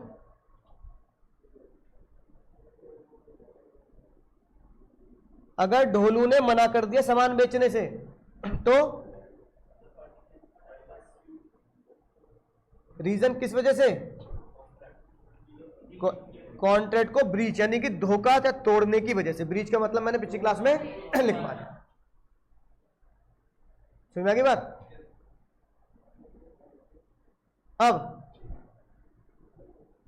कॉन्ट्रैक्ट, एग्रीमेंट और एनफोर्सिबिलिटी होती है, बात सच है झूठ है? एग्रीमेंट होता है ऑफर प्लस एक्सेप्टेंस, सच है झूठ है? एनफोर्सिबिलिटी अराइज होती है एग्रीमेंट, सच है झूठ है? इसके अलावा एक बात और, एग्रीमेंट एनफोर्सिबिलिटी में आता है बाल्फर वर्सेस बाल्फर, सच है झूठ है? और बाल्फर वर्सेस बाल्फर बोलता है सोशल एग्रीमेंट्स आर, सच है झूठ है? सच। समझ गए पूरा कॉन्सेप्ट? अब एक क्वेश्चन होमवर्क मैं तुम्हें दूंगा, ग्रुप पे सॉल्यूशन भेज दूंगा उसका, एक क्वेश्चन मैं यहां लिखवाऊंगा। ICAI की किताब का chapter number 1 question number 1। Question को समझेंगे पहले। क्वेश्चन कह रहा है all agreements are not contract. पूरी दादा, all agreements are however, law में क्या वर्ड लगता है? हाउएवर, बट का लीगल वर्ड है however. However all contracts are, ये भाई बीकॉम का पेपर दोगे ना किसी यूनिवर्सिटी का, तो ये सबसे फेमस क्वेश्चन होता है पेज भरने वाला। एक्सप्लेन आ गया भाई तुम्हारा 4 मार्क्स का या 5 मार्क्स का। पहले मैं पहली स्टेटमेंट को पढ़ता हूं, all agreements are not contract, सच है झूठ है? सच कैसे प्रूफ करोगे? बोलो तो आगे, पूरी बात तो बोलो। अभी भी सही नहीं बोल रहे अभी भी, हाँ अरे ऑल एग्रीमेंट में कौन सा एग्रीमेंट बाबू? सोशल तो बोल दो। All agreements are not contract because social agreements are not contract. तो इसमें तुम्हें ये बात पहले तुम्हें लिखना पड़ेगा, कॉन्ट्रैक्ट क्या होता है, एग्रीमेंट क्या होता है। फिर एग्रीमेंट में तुम्हें लिखना पड़ेगा एग्रीमेंट 2 तरीके से होते हैं, एक होता है और एक होता है लीगल या कमर्शियल। सोशल एग्रीमेंट लिखना पड़ेगा बाल्फर वर्सेस, फिर उसका डिसीजन देना पड़ेगा। Social agreements are not enforceable by law because party does not intend to create legal, इतना लिख दिया। फिर ये बताओ ये बात सच है या झूठ है? ऑल कॉन्ट्रैक्ट्स आर एग्रीमेंट, ये बात भी 100%, क्योंकि एक बात देखो भाई, जब मैं एग्रीमेंट प्लस एनफोर्सिबिलिटी लिख के कॉन्ट्रैक्ट पे जाता हूं, तो जब मैं कह रहा हूं ऑल कॉन्ट्रैक्ट्स आर एग्रीमेंट, तो सारे के सारे कॉन्ट्रैक्ट्स वही एग्रीमेंट होंगे जिन्हें रानी ने इजाजत दे दी होगी, तभी तो वो कॉन्ट्रैक्ट तक पहुंचे। और बताओ रानी ने किस एग्रीमेंट को इजाजत दी होगी? लीगल मतलब बिजनेस एग्रीमेंट या कमर्शियल एग्रीमेंट। इसका मतलब सारे के सारे कॉन्ट्रैक्ट एग्रीमेंट होते हैं, क्योंकि एनफोर्सिबिलिटी उन्हीं एग्रीमेंट की आती है जो कमर्शियल एग्रीमेंट होते हैं। तो that is why all contracts are agreement, क्योंकि कॉन्ट्रैक्ट की दहलीज तक वही एग्रीमेंट पहुंचा होगा जिस एग्रीमेंट को रानी ने क्या बनाया होगा? एनफोर्सेबल बनाया होगा। और रानी ने किस एग्रीमेंट को एनफोर्सेबल बनाया होगा? जो सोशल नहीं होगा, जो बिजनेस होगा। तो इसका मतलब कॉन्ट्रैक्ट तक कौन से एग्रीमेंट पहुंचे होंगे? जो बिजनेस। इसलिए ऑल कॉन्ट्रैक्ट्स आर, तो 2 पैरा में आंसर देना है। पहला पैराग्राफ बनेगा इसका और दूसरा पैराग्राफ बनेगा, मतलब कि 2 हेडिंग्स में आंसर देना है। पहली हेडिंग के अंदर बाल्फर वर्सेस बाल्फर, दूसरी हेडिंग के अंदर एग्जाम्पल। एक्स ने वाई को कार बेची, ढोलू बोलू मत लिखना ना, सीधा एक्स और वाई करके लिख देना। समझ में आ गई बात? एक तो ये क्वेश्चन बनता है तुम्हारे एग्जाम का जिसको तुम्हें लिखना है, इंटरनेट से देख के लिख लेना, कोई दिक्कत नहीं। चैट जीपीटी से पूछना चाहे वो तुम्हें लिख के दे देगा, लेकिन तुम्हें अपनी कॉपी में लिखकर मुझे ग्रुप पे भेजना है, ताकि मुझे पता लग जाए। इंटरनेट से देख लिया कोई दिक्कत नहीं है, पर मुझे आना तो चाहिए, मैं लिखूंगा तो समझ में तो आनी चाहिए बात। अगला फेमस क्वेश्चन,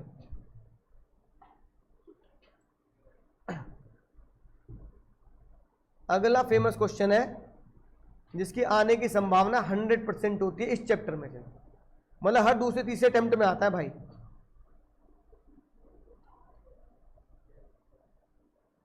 इसलिए तुम्हारी किताब में डाल रखा है। ये लिखा है मई 2005, लेकिन मई 2005 के बाद भी ये 10 बार आ चुका है, 20 बार आ चुका है। पढ़ो ध्यान से।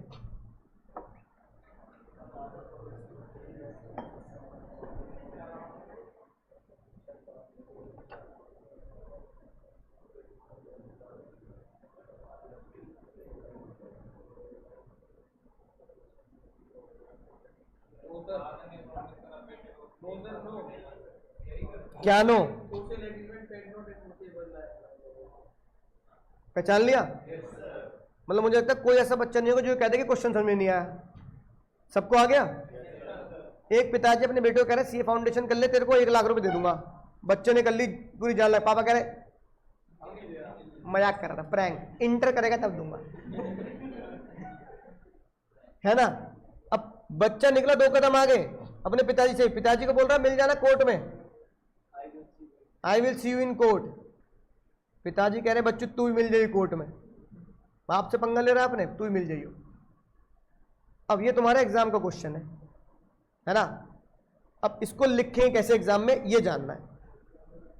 तो सबसे पहले जो भी क्वेश्चन आएगा, जैसे क्वेश्चन नंबर 1 का पार्ट ए, तो उसको हम यहां लिखेंगे।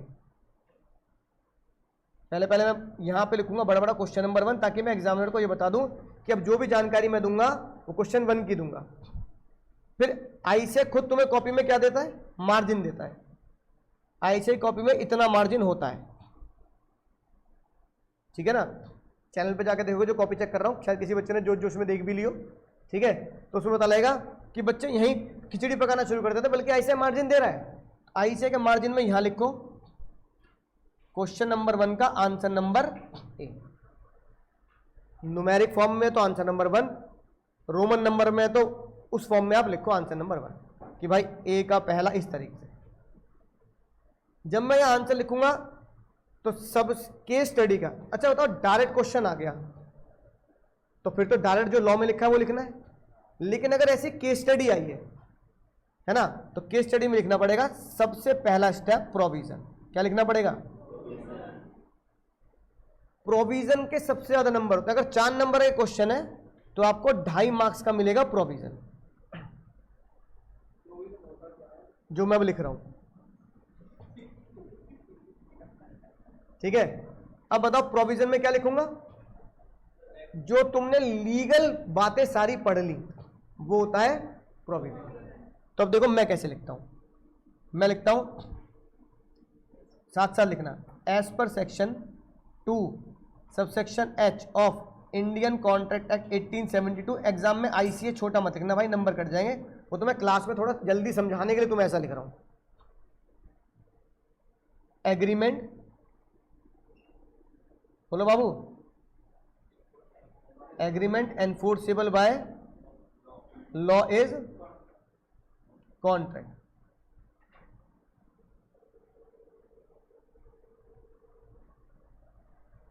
फिर पहला पॉइंट ये लिखा, दूसरा लिख दिया as per section 2E of Indian contract act 1872। क्या लिखा?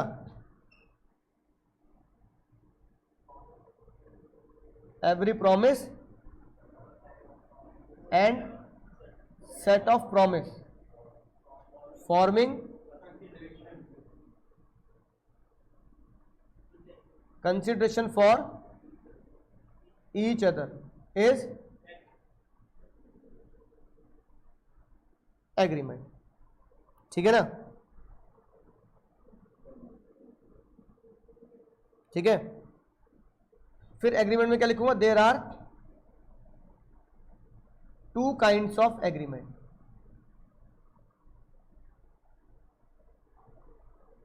एग्जाम में अगर ऐसे फ्लो चार्ट भी लिख के आते हो तो भी नंबर अच्छे मिलते हैं, अच्छी प्रेजेंटेशन में आता है। एक सोशल एग्रीमेंट और दूसरा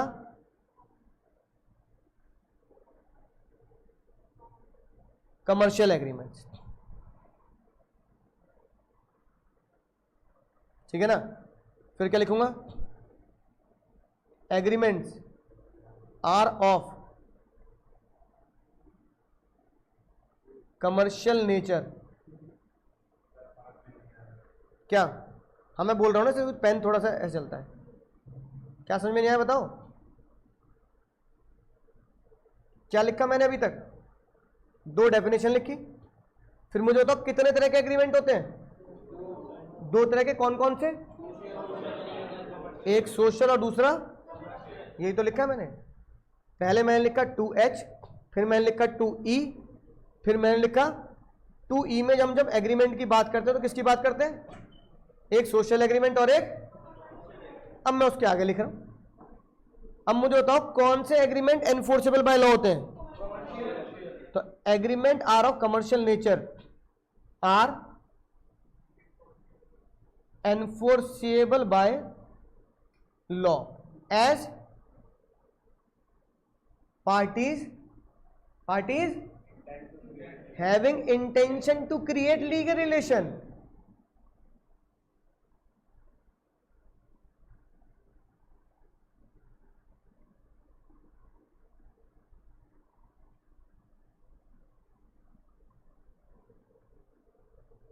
है कि नहीं बात? Parties having intention to create legal relation. However, चलो पेन को थोड़ा और पतला कर लेता हूं, है ना?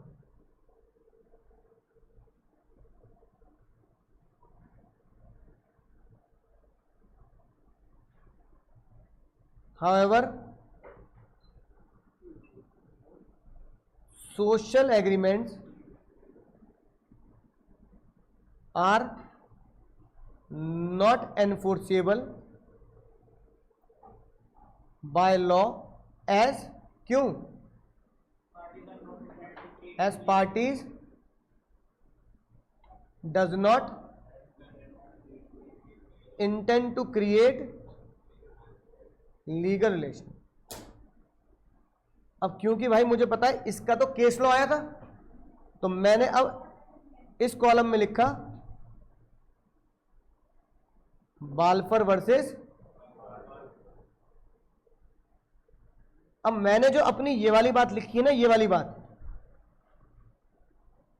ये जो मैंने बात लिखी है, अब मुझे इस बात को सिद्ध करना है बाल्फर वर्सेस बाल्फर का हवाला देकर, क्योंकि ये बात आई किसकी वजह से है, तो मुझे उसको तो बताना पड़ेगा। ठीक है ना? In the case of Balfour versus Balfour, पूरा कहानी लिखने की जरूरत नहीं है, 30 यूरो ये वो कुछ नहीं लिखना, सीधा लिखो husband promise to pay money to wife and he denied मतलब मना करना। husband promised to pay to his wife, है ना, and he denied to pay money, then after wife sued husband, wife ने क्या किया? हस्बैंड के ऊपर स्यू कर दिया। ठीक है, यही किया था। अब आगे लिखना है इसका कोर्ट ने क्या फैसला दिया,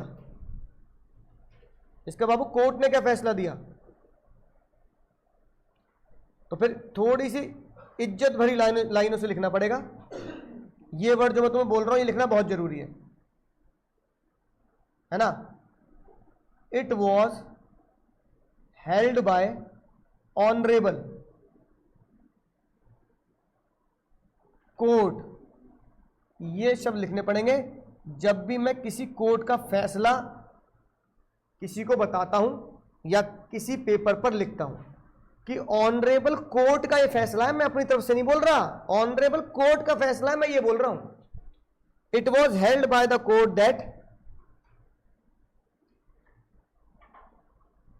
अबव एग्रीमेंट, अबव मतलब जो ऊपर वाला एग्रीमेंट है ना। अब बताओ अबव वर्ड क्या होता है बाबू?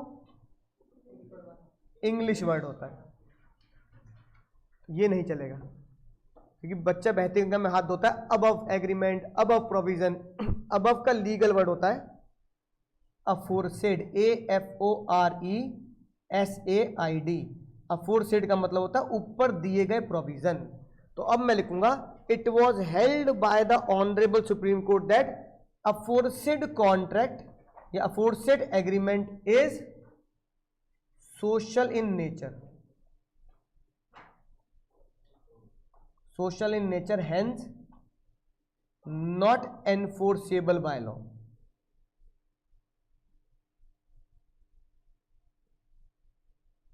Social in nature, hence not enforceable by law. Therefore such agreements are void, ये एग्रीमेंट क्या हो जाते हैं? बेकार हो जाते हैं, यूजलेस हो जाते हैं। अभी तक मैंने सिर्फ वो लिखा है जो क्वेश्चन मुझे पूछ रहा है उससे रिलेटेड कानून क्या कहता है। अभी तक मैंने पापा बेटे की बात नहीं करी, अभी तक मैंने ये लिखा है क्वेश्चन ने जो मुझसे पूछा उससे रिलेटेड कानून क्या कह रहा है। देखो मैंने अभी बाप बेटे की इसमें कोई बात नहीं करी है, अभी तो सिर्फ वो बताया कि बाप बेटे के केस का जो कानून बना है ना, वो कानून क्या बोल रहा है। हाँ, ये लिखने के मिलेंगे 2.5 नंबर।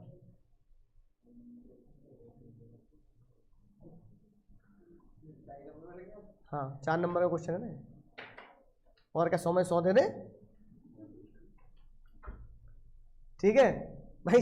लॉ का पेपर है, जुडिशरी पेपर है, बात समझ में आ गई। और अभी तो शुरुआत है, अभी तो कानून जुड़ते चले जाएंगे।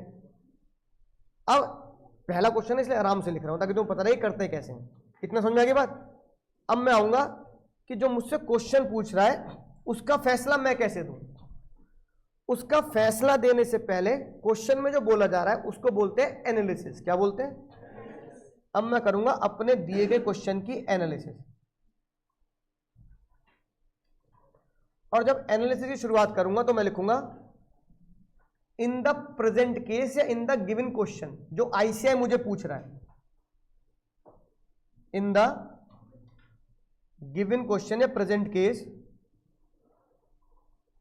और इसकी खास बात पता क्या है, इसमें तुम्हें वही चिपकाना है जो क्वेश्चन में लिखा है, अपना दिमाग नहीं लगाना। मुझे बताओ क्वेश्चन में क्या लिखा है? Father promise to pay 1 lakh rupees to son if he pass CA foundation, then he does not pay the money after passing the exam, ये लिखा है। And then son sue the father, बिल्कुल डिट्टो ये जो लाइन लिखे चिपका दो। In the present case father promise to pay 1 lakh rupees to his son if he will pass CA exam, after passing the exam father, question की language पढ़ लेते हैं। Father failed to pay the promise and son file the sue for recovery. Father failed to pay money to son and son filed suit against father। अब analysis की पहली 3 line मैंने कहां से चुराई है? तो क्वेश्चन से चुरानी है। अब इन 3 लाइन में जो मैंने क्वेश्चन से चुराया, अब मुझे इसका फैसला देना है जज की कुर्सी पे बैठकर।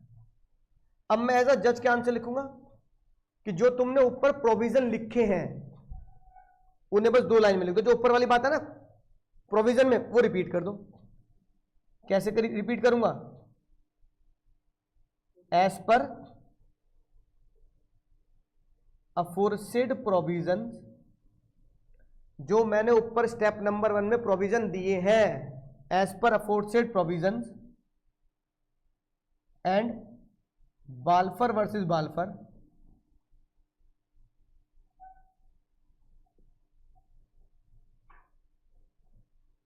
है ना, एग्रीमेंट्स ऑफ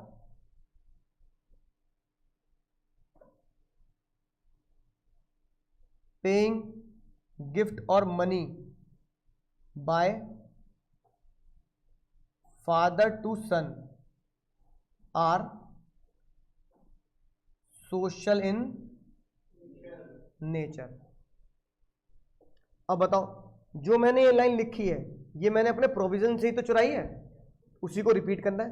अगर प्रोविजन याद है ना तो एनालिसिस और नीचे फाइनल आंसर देने में कोई दिक्कत नहीं है, सिर्फ अगर प्रोविजन याद है। तो मुझे प्रोविजन याद है इसलिए तो मैंने ये लाइन लिख दी, social in nature therefore are not enforceable by law as parties does not intend to create legal relation. अब भाई मुझे बताओ, एनालिसिस यहां खत्म हो जाएगी। एनालिसिस की ये लाइन मैंने कहां से ली और ये लाइन कहां से ली? एनालिसिस में तो कुछ दिमाग लगाना ही नहीं, एनालिसिस में तो वो लिखना है जो क्वेश्चन में और ऊपर वाली बात है उसको एक साथ लिख दी। आखिरी फैसला आता है कंक्लूजन। कंक्लूजन हमेशा बाबू होगा एक लाइन का। क्वेश्चन में बताओ कि क्वेश्चन पापा की नजरों से हमसे फैसला चाहता है या बेटे की नजरों से? तो अगर बेटे की नजरों से जा रहा है तो मैं क्या लिखूंगा? Whether son can recover the amount, तो आप क्या लिखोगे? अब अगर क्वेश्चन पापा की नजरों से पूछता कि weather father has to pay the money, तो क्या लिखते? तो क्वेश्चन में पहले ये पढ़ लेना कि कंक्लूजन जो मुझे देना है वो बेटे की नजरों से देना है या पिताजी की नजरों से देना है। अगर उल्टा पूछ रहा है बेटे की नजरों से, यानी कि तुम अगर वकील हो तो तुम अगर वकील हो या जज हो तो तुम्हारे सामने क्वेश्चन क्या है कि बताओ बेटा जीतेगा नहीं जीतेगा, तो तुम ये आंसर कैसे दे दोगे कि पिताजी जीतेंगे? क्वेश्चन किसके लिए पूछ रहा है? तो पिताजी की नजरों से कैसे आंसर दे सकते हो? तो नंबर कट जाते हैं। तो क्वेश्चन किसकी नजरों से पूछ रहा है? तो कंक्लूजन क्या लिखूंगा? एक ही लाइन में लिख देना है बस, son can not recover the money from father as agreement is social in nature. एक लाइन में खेल खत्म।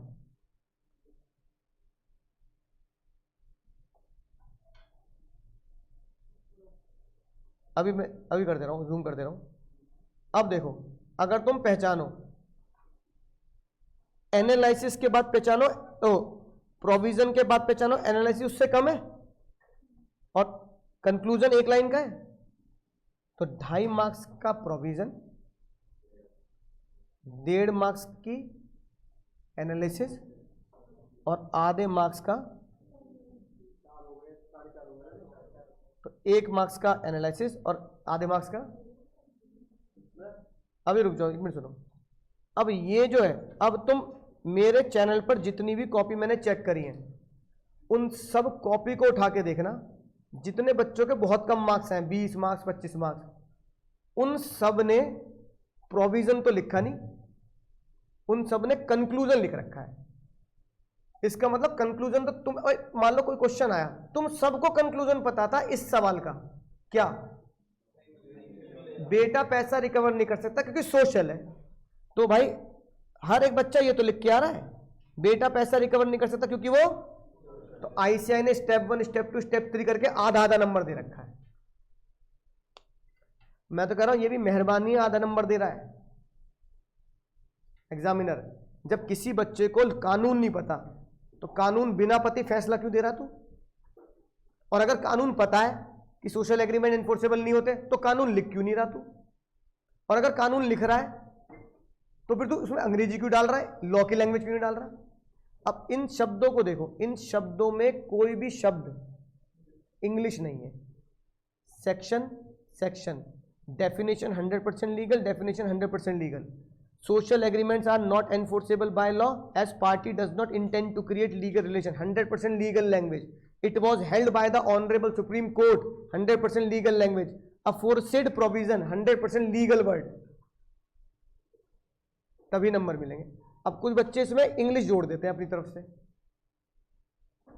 तो नंबर नहीं मिलेंगे, इसलिए नंबर करते हैं सी एग्जाम में। और नंबर जो लिखता है उसके नंबर आते भी 70 से ऊपर भी, 80 से ऊपर भी। तो मैंने बात इसी को इसी को बोला जाता है ICAI का स्टैंडर्ड फॉर्मेट, ICAI का स्टैंडर्ड। अब एक बच्चा बेचारा फैल गया कि मेरे नंबर क्यों काटे हैं, मेरे नंबर सर ICAI ने क्यों काटे हैं। उसका थंबनेल ही मैंने उस बच्चे के लिए बनाया, जो मैंने तुम्हें आज पढ़ाया ना, उसका थंबनेल ही मैंने ये बनाया है ना, कि अगर तुम इस वीडियो में देखोगे, ये क्या है, ये वाला वीडियो जो भी 3 घंटे पहले अपलोड किया है मैंने, क्या क्या लिखा है, ICAI क्या बोल रहा है, फॉलो द स्टैंडर्ड। बच्चा ICAI का स्टैंडर्ड फॉलो करने लगा, 100 में से 20 मार्क्स आ रहे हैं, नंबर क्यों दे देंगे यार। अब तुम्हें स्टैंडर्ड पता लग गया, अब इसकी गलती देखो, अब इसकी गलती देखो। अब इसने जो कुछ लिखा, समझना ध्यान से, अब इसने इसका कंक्लूजन देखना कितना बड़ा है, देखो इसका कंक्लूजन देखो कितना बड़ा है, जितनी एनालिसिस है उतना बड़ा। तो अब इसका प्रोविजन देखना कितना है, 5-6 लाइन का, जिसमें भी आधा नंबर दिया, यानी उसने लिखा ही सही नहीं है प्रोविजन, ठीक है।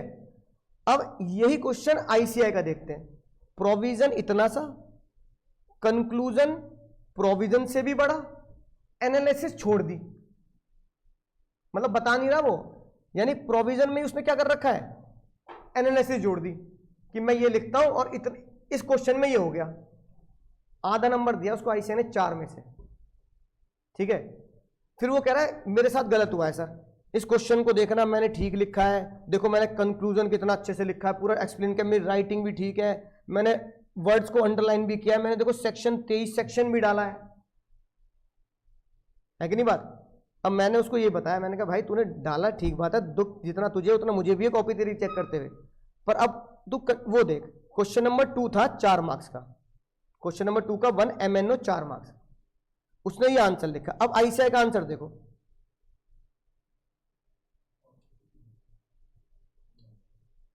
अब देखो ICAI का आंसर, 2 पैराग्राफ क्या है, प्रोविजन है, 2 पैराग्राफ का प्रोविजन, समझ में आई बात, राइट। फिर आगे देखो ICAI खुद क्या आंसर दे रहा है, ठीक है। ये जो लाइन में हाईलाइट कर रहा हूं ये क्या है, और बच्चा कितना कंक्लूजन लिख रहा है, कहानी लिख रहा है कंक्लूजन में। और ये इन द इंस्टेंट केस, ये क्या है, जिसको हमने लिखा इन द प्रेजेंट केस। अब एग्जाम में इन द प्रेजेंट केस लिख दो, एग्जाम में इन द, कोई फर्क नहीं पड़ता। अब देखना, अगर तुम कंक्लूजन को और एनालिसिस को मैच करो, अब देखो ये पूरा क्या है, प्रोविजन। प्रोविजन कितना बड़ा, कम से कम 10 से 15 लाइन का, 2 पैराग्राफ 2 सेक्शन के साथ, सेक्शन 18 सेक्शन 20। एनालिसिस उससे छोटी, अगर 10 लाइन का प्रोविजन है तो एनालिसिस है 4 लाइन की, 4 लाइन दिया है, कंक्लूजन 1 लाइन का। अगर तुम स्टैंडर्ड को फॉलो नहीं करोगे तो नंबर नहीं मिलेंगे, नंबर इतने मिलेंगे 15-20 बस, फिर तुम लड़ते रहो। मैं तो पढ़ के गया था, ICAI ने मुझे फेल कर दिया, अपनी गलती ICAI पे थोपने से ICAI पास नहीं करने का, ना इसकी कोई सुनवाई है ना, कि मैं सुप्रीम कोर्ट चला जाऊंगा ICAI के खिलाफ। तो मैंने उसको बताया, मैंने कहा भाई जो तुम कहीं से भी पढ़े हो कोई दिक्कत नहीं, तुमने जहां पढ़ा वहां तुमने या तो सर की बात नहीं सुनी उस टीचर की, या तुमने बहुत हल्के में लिया लॉ को। यही ICAI का स्टैंडर्ड है। 4 मार्क्स का क्वेश्चन था, 2.5 मार्क्स का प्रोविजन, 1 मार्क्स का एनालिसिस और आधे मार्क्स का कंक्लूजन। यही मैं तुम्हें समझा रहा हूं। इन कॉपीज को देखकर, हर संडे कॉपी देख लो बस, इन कॉपीज को देखकर तुम्हें पता लगेगा कि मुझे करना क्या है और बच्चे कर क्या रहे हैं। और फिर ब्लेम कर रहे हैं ICAI को, कॉपी भर दी मैंने तो पूरी, सर मैंने तो B कॉपी भी ले ली थी। अरे तुम भाई कितनी कॉपी भर दो, जब तक तुम ICAI का स्टैंडर्ड पे मैच नहीं करोगे तब तक तुम्हें नंबर। अब इस सेक्शन 18 और सेक्शन 20 का लैंग्वेज देख लो क्या है, देख रहे हो, एक भी शब्द इंग्लिश का नहीं मिलेगा, वर्ड टू वर्ड क्या मिलेगा, लीगल लैंग्वेज। और बच्चा लीगल लैंग्वेज की, अब देखो पढ़ के देखो कितना लिखा है, where there is a contract of sale of asset good property in goods can not be pass to the buyer until the goods are ascertained. मतलब समझ में भी नहीं आया पहली बार पढ़ के किसी अनजान व्यक्ति को, तो the buyer can not have the ownership of the right until the goods are specific and ascertain. Legal language जब तुम पढ़ोगे तो समझ जाओगे इसका मतलब क्या, लेकिन अभी मतलब समझ में नहीं आ रहा होगा। लेकिन अगर तुम इस बच्चे का प्रोविजन देखोगे तो तुम्हें इस बच्चे के प्रोविजन का मतलब समझ में आ जाएगा। क्यों? क्योंकि वो क्या लिख रहा है, इंग्लिश लिख रहा है। Where a goods are sold the risk reward transfer to the buyer, क्या वर्ड लिख रहा है वो, 4 में से आधा नंबर है। ये भी कंक्लूजन का है कि उसने कंक्लूजन सही लिखा है। समझ आई बात? पहली क्लास से लेकर आखिरी क्लास तक, पहली क्लास से लेकर बाबू आखिरी क्लास तक अगर कुछ करना है तो वो ये करना है, अगर पास होना है तो ये करना है। बाकी 1,20,000 25,000 बच्चे एग्जाम दिया, 90,000 फेल कर दिए। अगर उन 30,000 में आना है और 90,000 से आगे निकलना है तो ये करना पड़ेगा, क्योंकि सेम रिजल्ट तुम्हारा भी होने वाला है। तुम अपने अटेम्प्ट में पेपर दोगे और आईसीआई बोल दे इस बार का रिजल्ट 50%, ऐसा नहीं हो सकता है ना। आईसीआई को रिजल्ट 15 से 20% देना है, और उस 20 में आने की लड़ाई 80 को हराना है।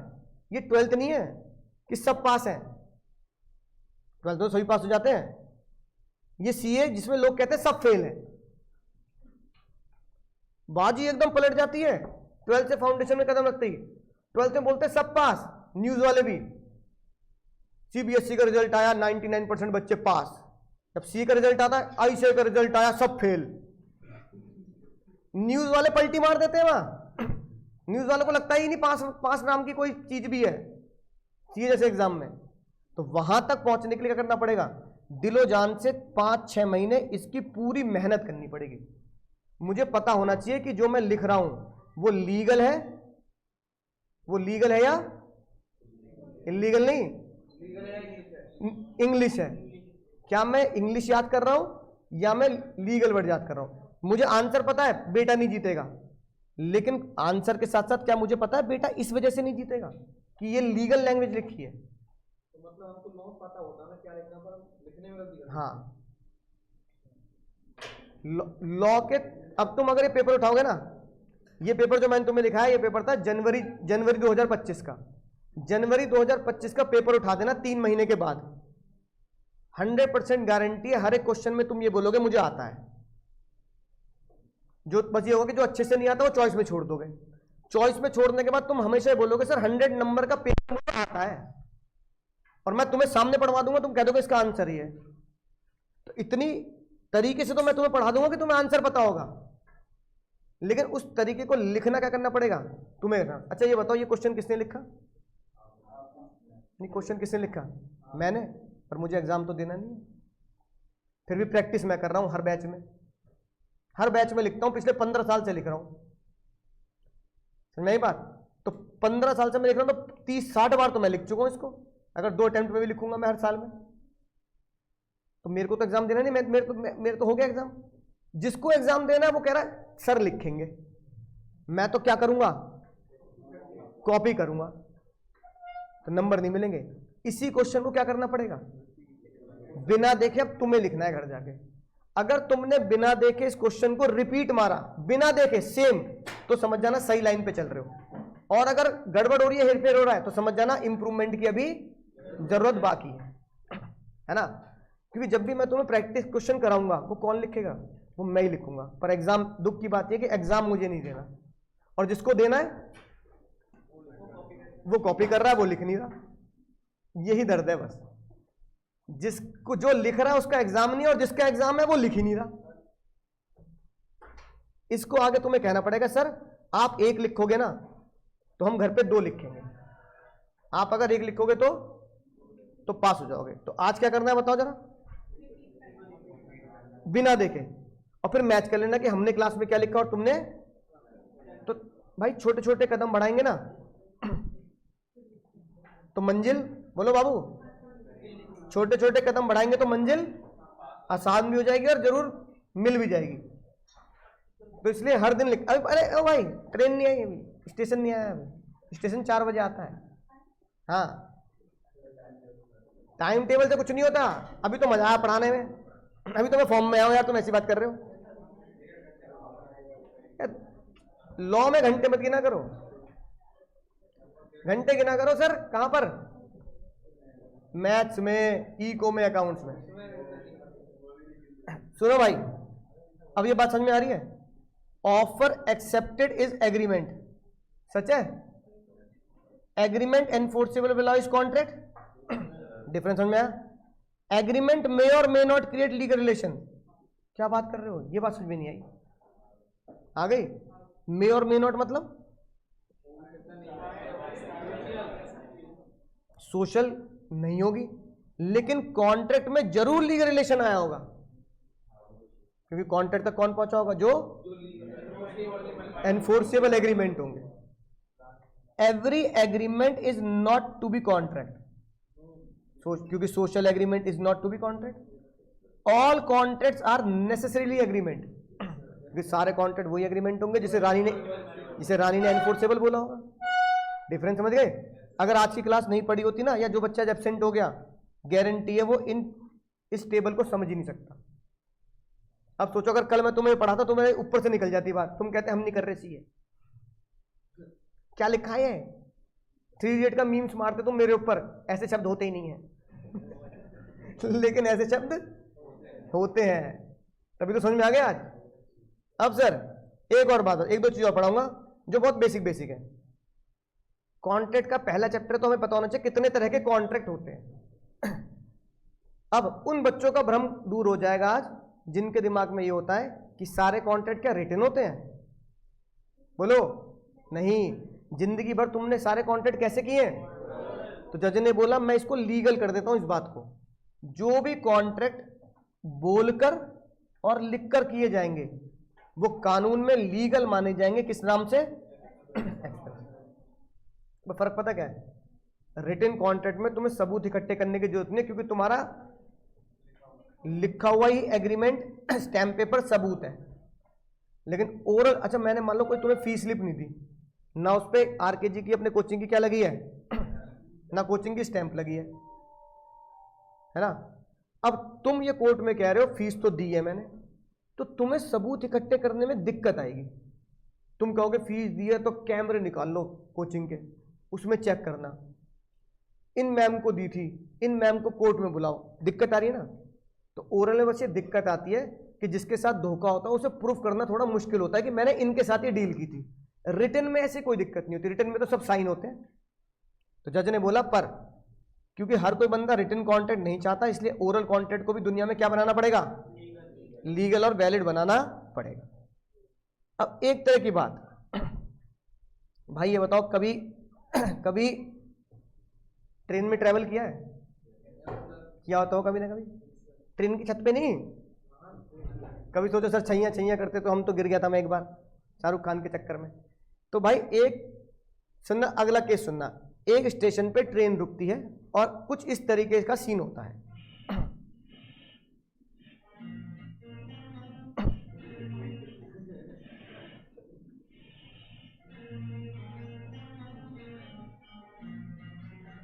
भाई बच्चन साहब आ रहे हैं, लेकिन बच्चन साहब के पीछे जो लाइन है वो कौन है?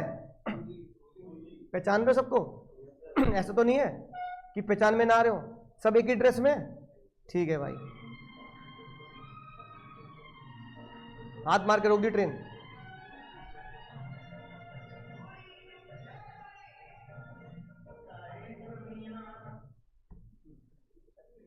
इमोशनल कर देते हैं भाई। अब बच्चन साहब ने इन अंकल जी का सामान, अब देखते रहना, इन अंकल जी का सामान उठाकर कहां रख लिया? सर पे रख लिया। और स्टेशन भाई इतना दूर कि ऊपर से चल के जाना पड़ रहा है। और चल के जाके कहां पहुंच रहे हैं? बाहर जाएंगे स्टेशन के बाहर, जहां पे ये लो भाई टैक्सी का सामान भी रख लिया। फिर बच्चन साहब ने गमछा निकाला, पसीना पहुंचा, 2 घूंट पानी पिया, फिर बोले इन्हीं अंकल से टैक्सी में बैठे हैं, साहब 200 रुपया हो गया। अंकल बहुत खतरनाक तुम्हारी तरह, कानून के बिल्कुल बहुत तेज। अंकल ने बोला किस बात के 200 रुपये? अरे आपका सामान उठाया? ने कैसे उठाया है? तो उन्होंने कहा सर जब आप स्टेशन पे आए, मैं आपके पास आया, आपने मुझे देखा, मैंने आपको देखा, आंखों ही आंखों में इशारे हो गए, मैं आपको देख के मुस्कुराया, आप मुझे देख के मुस्कुराए, मन में गाना बजा, मुस्कुराने की वजह तुम हो, और मुस्कुराते मुस्कुराते मैंने आपका सामान कहाँ रखा और फिर यहां तक ले आया, तो साहब पैसे नहीं दोगे? अब वो अंकल जी कह रहे हैं बच्चन साहब को, पैसे किस बात के, मैंने मुस्कुराया था ना, तो मैंने ये थोड़ी कहा था सामान उठा ले, मैंने कब कहा, मत उठाता, और ज्यादा दिक्कत है वापिस रखा। अब बच्चन साहब फैल जाएंगे, नहीं फैल जाएंगे? बच्चन साहब कह रहे भाई क्या बात कर रहे हो, वापिस रखा मतलब? वो कह रहा भाई मैंने तुझे कहा कब तू मेरा सामान उठा ले, तूने उठा लिया, मुझे लगा भाई बड़ी मेहरबानी है, फ्री सेवा चल रही होगी रेलवे की तरफ से, मैंने तो नहीं बोला, पूछता साहब सामान उठा लूं, फिर मैं कहता हाँ उठा ले, साहब 200 रुपये लगेंगे, फिर मैं कहता नहीं रख दे। तो तूने पूछा क्यों नहीं? तो भाई यार ये बच्चन साहब को बहुत बुरी लगी बात, पर बच्चन साहब ने बोला कि भाई देखो हमारे देश में जब भी दो लोगों के बीच में विवाद होता है तो मार पिटाई नहीं करेंगे, क्या करेंगे? बच्चन साहब कोर्ट में चले गए, कोर्ट में जज की कुर्सी बैठे तुम, बच्चन साहब जीतेंगे या ये अंकल जी जीतेंगे?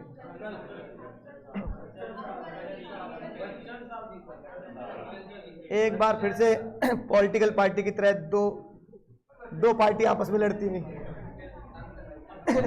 अब सुनो ध्यान से, अब भाई सुनो ध्यान से, आज का अगला कॉन्सेप्ट बहुत ही मजेदार। ये बताओ पैसे क्यों नहीं देने? क्योंकि मेरा कोई कॉन्ट्रैक्ट नहीं हुआ है ना, ये तो कोई कॉन्ट्रैक्ट नहीं हुआ, ना बोलकर हुआ,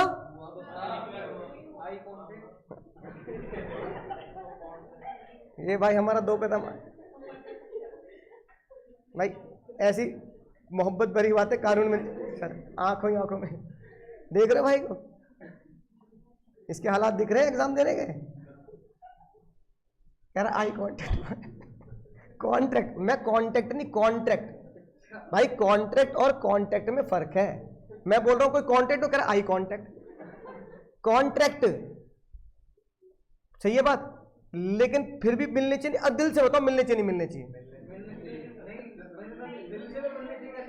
इस बार दिल जीत गया, पता है क्यों? अब सुनो ध्यान से क्यों। अगर बच्चन साहब, जज ने इन अंकल से एक बात पूछी, तुमने ठीक है तुम मुस्कुरा दिए, बच्चन साहब मुस्कुरा दिए, तुमने बच्चन साहब को अपना सामान उठाने क्यों दिया? पता है क्यों? क्योंकि तुम ये जानते हो ये कुली है। अगर बच्चन साहब की जगह अंकल जी का सामान पीछे वाला कोई बंदा उठाता, मान लो ये काले कोट वाला बंदा उठाता, उठाने देते? तुम उठाने देते? तुम कहता क्या कर रहा भाई, सामान मेरा, तू कैसे उठा रहा है? समझाई ना बात? ये पीछे सफेद शर्ट वाले अंकल जी ये उठाते सामान, उठाने देते क्या? लेकिन बच्चन साहब को क्यों उठाने दिया? भाई यही पकड़ ले जज साहब ने। जज साहब ने बोला if any person in proper format, proper dressing, in proper way, जिसे सोसाइटी एक्सेप्ट करती है, कौन एक्सेप्ट करती है? World at large society accept करती है, ऐसे कॉन्ट्रैक्ट के लिए बोलना या लिखना जरूरी नहीं है। बिना बोले अगर तुम्हारा सामान कोई ड्रेस में उठा रहा है, बच्चन साहब की ड्रेस में उठा रहा है, अच्छा बताओ क्या नॉर्मली खाकी पैंट लाल शर्ट पहन के तुम घूमते हो गमछा बांध के? सर मैं तो ऐसे कपड़े पहनता हूं। भाई मैंने तो नहीं देखा आज तक क्लास में बच्चे को, लेकिन खाकी पैंट लाल शर्ट पहन के कौन घूमता है? उनकी ड्रेस डिसाइडेड है, मैं नहीं घूम रहा। तो जज ने बोला पहली बात तो ड्रेस कोड, दूसरी बात सारे के सारे बंदे इसी ड्रेस में, सारे के सारे बंदे, तीसरी बात सोसाइटी इनको कुली मानती है, और कुली का काम क्या होता है? चौथी बात सोसाइटी जब इनको बिना बोले क्या मान लेती है? कुली मान लेती है, सामान उठवाती है, तो इनमें बोलने की आवश्यकता नहीं है। अब हमने की बात सर इस प्यार को क्या नाम दें? तो जज ने बोला ऐसे कॉन्ट्रैक्ट जो बिना बोले और बिना लिखे होते हैं, ऐसे कॉन्ट्रैक्ट को आज के बाद बोला जाएगा इंप्लाइड का मतलब होता है, इंप्लाइड का मतलब होता है जिसे बताने की जरूरत नहीं है ना, अदरवाइज देन वर्ड स्पोकन, और अदरवाइज देन वर्ड स्पोकन, और जैसे भाई गर्मी में प्यास लग रही है तो कोई बंदा बोलेगा ऐसे बताने भाई पानी पिएगा, तुम कहोगे भाई इंप्लाइड बात है भाई, इतनी गर्मी पड़ रही है पानी तो पी लूंगा। इंप्लाइड मतलब जैसे बताने की जरूरत ना हो। सोसाइटी मानती है। समझ गए पहला एग्जांपल। इसलिए भाई बच्चन साहब की फोटो लगा रखी है ताकि तुम्हारे खोपड़ी में बात चली जाए कि सर बच्चन साहब की फोटो नोट्स में लग रही है, इसका मतलब बच्चन साहब बिना बोले बिना कहे अगर सामान उठाएंगे तो पैसे देने पड़े क्योंकि ड्रेस में है वो। एक ऑटो वाला आया, ऑटो वाला रुका, तुमने ऑटो वाले को देखा, ऑटो वाले ने तुम्हें देखा, फिर तुम ऑटो वाले के बगल में बैठ गए आगे। फिर ऑटो वाले को तुमने बोला भाई यहाँ रोक दे, यहाँ रोक के चल दिया। ऑटो वाला कह रहा है पैसे निकालो, तुम कह रहे हो तू भी तो आया बैठ के। ऑटो वाला सर पकड़ रहा है अपना, मतलब तू भी तो बैठ के आया, तू पैसे दे रहा है किसी को। अरे ऑटो मेरा है भाई, तो क्या दिक्कत है, तू पैसे दे रहा है किसी को, मैं क्यों, तू भी तो आया बैठ के, चल आधा आधा कर लेते, तू भी तो आया बैठ के। हाँ सही बात है, वहां तक तो जाता ही, तो आधा आधा तुझे भी वहीं जाना मुझे वहीं जाना। अब झगड़ा हो गया, देने पड़ेंगे देने पड़ेंगे। कारण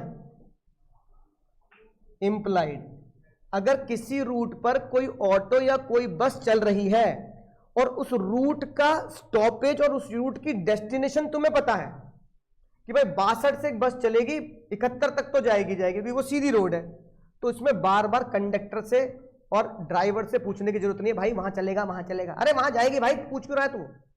that means implied contract.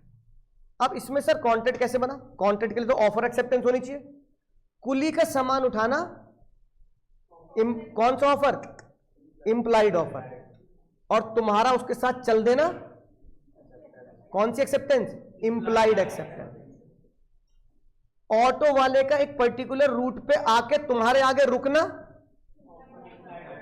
Implied offer, और ऑटो में बैठ जाना, इसमें शब्दों के बोल की कोई जरूरत। जज कह रहा है आपको ऑटो वालों को, बस वाले को और कुली को पैसे देने। समझ में आई ना बात? एक बच्चा आया शू पॉलिश करने के लिए, उसके पास ब्रश है, पॉलिश है, उसने तुम्हारी टांग पड़े खींच ली, जूते उतार लिए, तो वो क्या जूते चुराई की रस्म कर रहा है तुम्हारे साथ? जूते चुराई की रस्म कर रहा है वो, और फिर वो पॉलिश कर रहा है। तुमने कहा अरे तुम खुशी होकर बैठ गए, चल भाई पैसे देने पड़ेंगे देने पड़ेंगे। अब तुम ये नहीं बोल सकते तूने उतारे तू पॉलिश कर रहा, मैंने थोड़ी बोली थी मत करता, ये नहीं बोल सकते।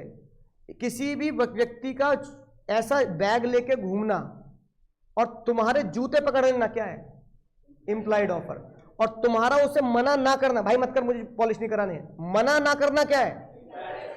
इंप्लाइड है। समझ में बात?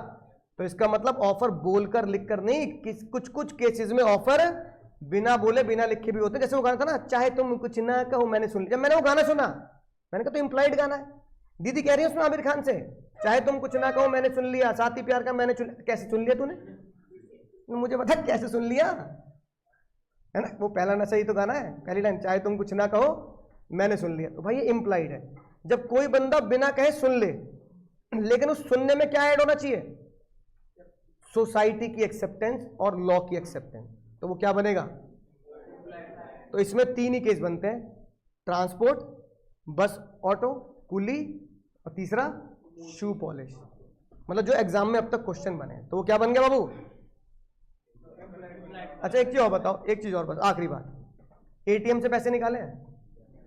कैसे निकाले? हाथ जोड़ के, बहन थोड़े पैसे देते हैं तेरे पास तो बहुत सारे, थोड़े से देते, हाथ जोड़े एटीएम के आगे, फिर कैसे निकाले?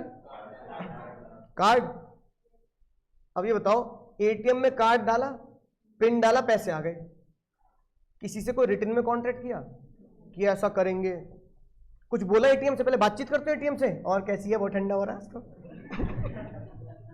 इतना कूल कर रखा है, इतना तो कहीं कोचिंग में भी नहीं मिलता। थोड़ी देर बैठ जाओ बहन, थोड़ी देर बात तो नहीं करते ना। बिना बोले बिना लिखे बिना बात के पैसे मिल गए। बैंक वाले डेबिट कर देंगे नहीं कर देंगे? बैंक वाले पैसे खाते में से घटा देंगे ना, तो ये भी तो कहीं ना कहीं कॉन्ट्रैक्ट है कि हम किसी भी एटीएम से पैसा निकाले तो बैंक हमारे खाते में से पैसे कम कर देगा, ये भी तो बैंक से कॉन्ट्रैक्ट है। लेकिन ये जो बैंक से कॉन्ट्रैक्ट है, ये कैसे कॉन्ट्रैक्ट है? इंप्लाइड। कैसा है?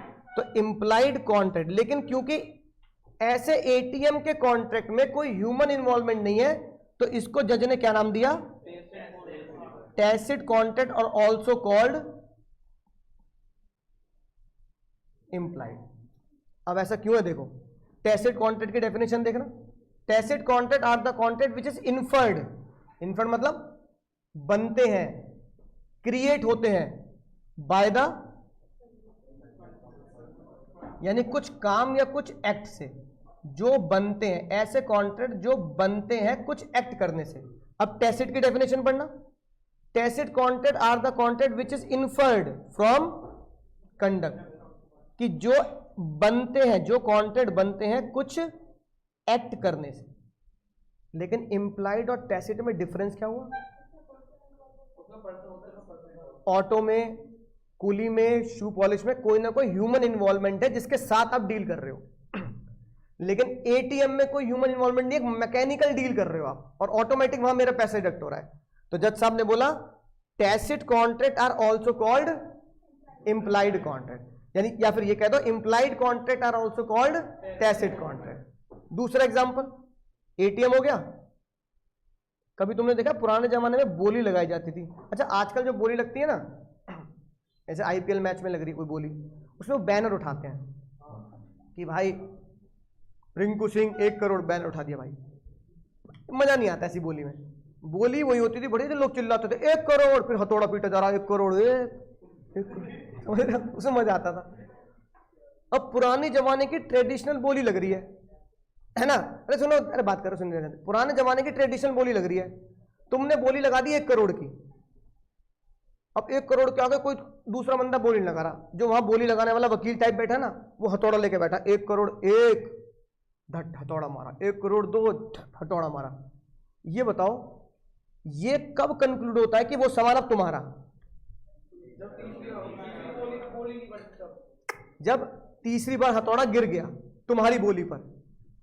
इसका मतलब वो कॉन्ट्रैक्ट तुम्हारे 1 करोड़ बोलने पे कंक्लूड नहीं हुआ, वो कॉन्ट्रैक्ट तुम्हारे 2 बार हथौड़ा मारने पे कंक्लूड नहीं हुआ, वो कॉन्ट्रैक्ट तुम्हारे नाम पे कंक्लूड हुआ तीसरा हथौड़ा गिरने पर। अब क्योंकि वो हथौड़े से कॉन्ट्रैक्ट बना है, वो हथौड़े की वजह से कॉन्ट्रैक्ट बना है, इसलिए उसे भी क्या नाम दिया गया?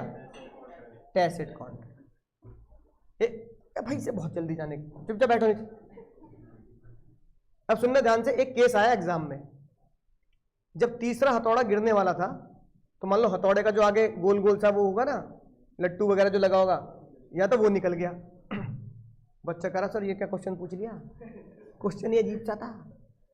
एक और क्वेश्चन आया, उसमें लिखा जब तीसरा हथौड़ा गिरने वाला था, तीसरा हथौड़ा गिरने से पहले जिस प्रोडक्ट की बोली लग रही थी वो प्रोडक्ट टूट गया किसी से। मतलब यहां 1 करोड़ 1, 1 करोड़ 2, वहां वो फूट गया, तीसरा हथौड़ा गिरने से पहले फूट गया। अब पहला केस या दूसरा केस, या पहले केस में हथौड़े का वो आगे का गोल गोल निकल के, हैमर निकल के कहीं और गिर गया, क्या वो सामान उस बंदे को मिलेगा जिसने 1 करोड़ की बोली लगाई? नहीं। क्यों? क्योंकि कॉन्ट्रैक्ट कंक्लूड ही नहीं हुआ।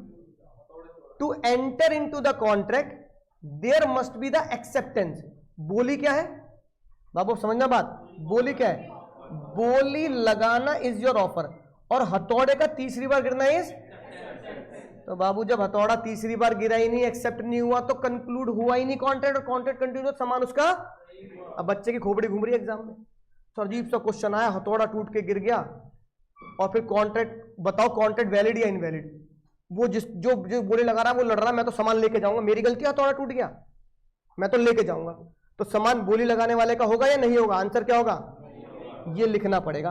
द कॉन्ट्रैक्ट इज, पूरा इंप्लाइड कॉन्ट्रैक्ट लिखना पड़ेगा, फिर टैसिट कॉन्ट्रैक्ट लिखना पड़ेगा, फिर बताना पड़ेगा इन case of fall of hammer contract is concluded at the time of falling of third hammer, third time hammer.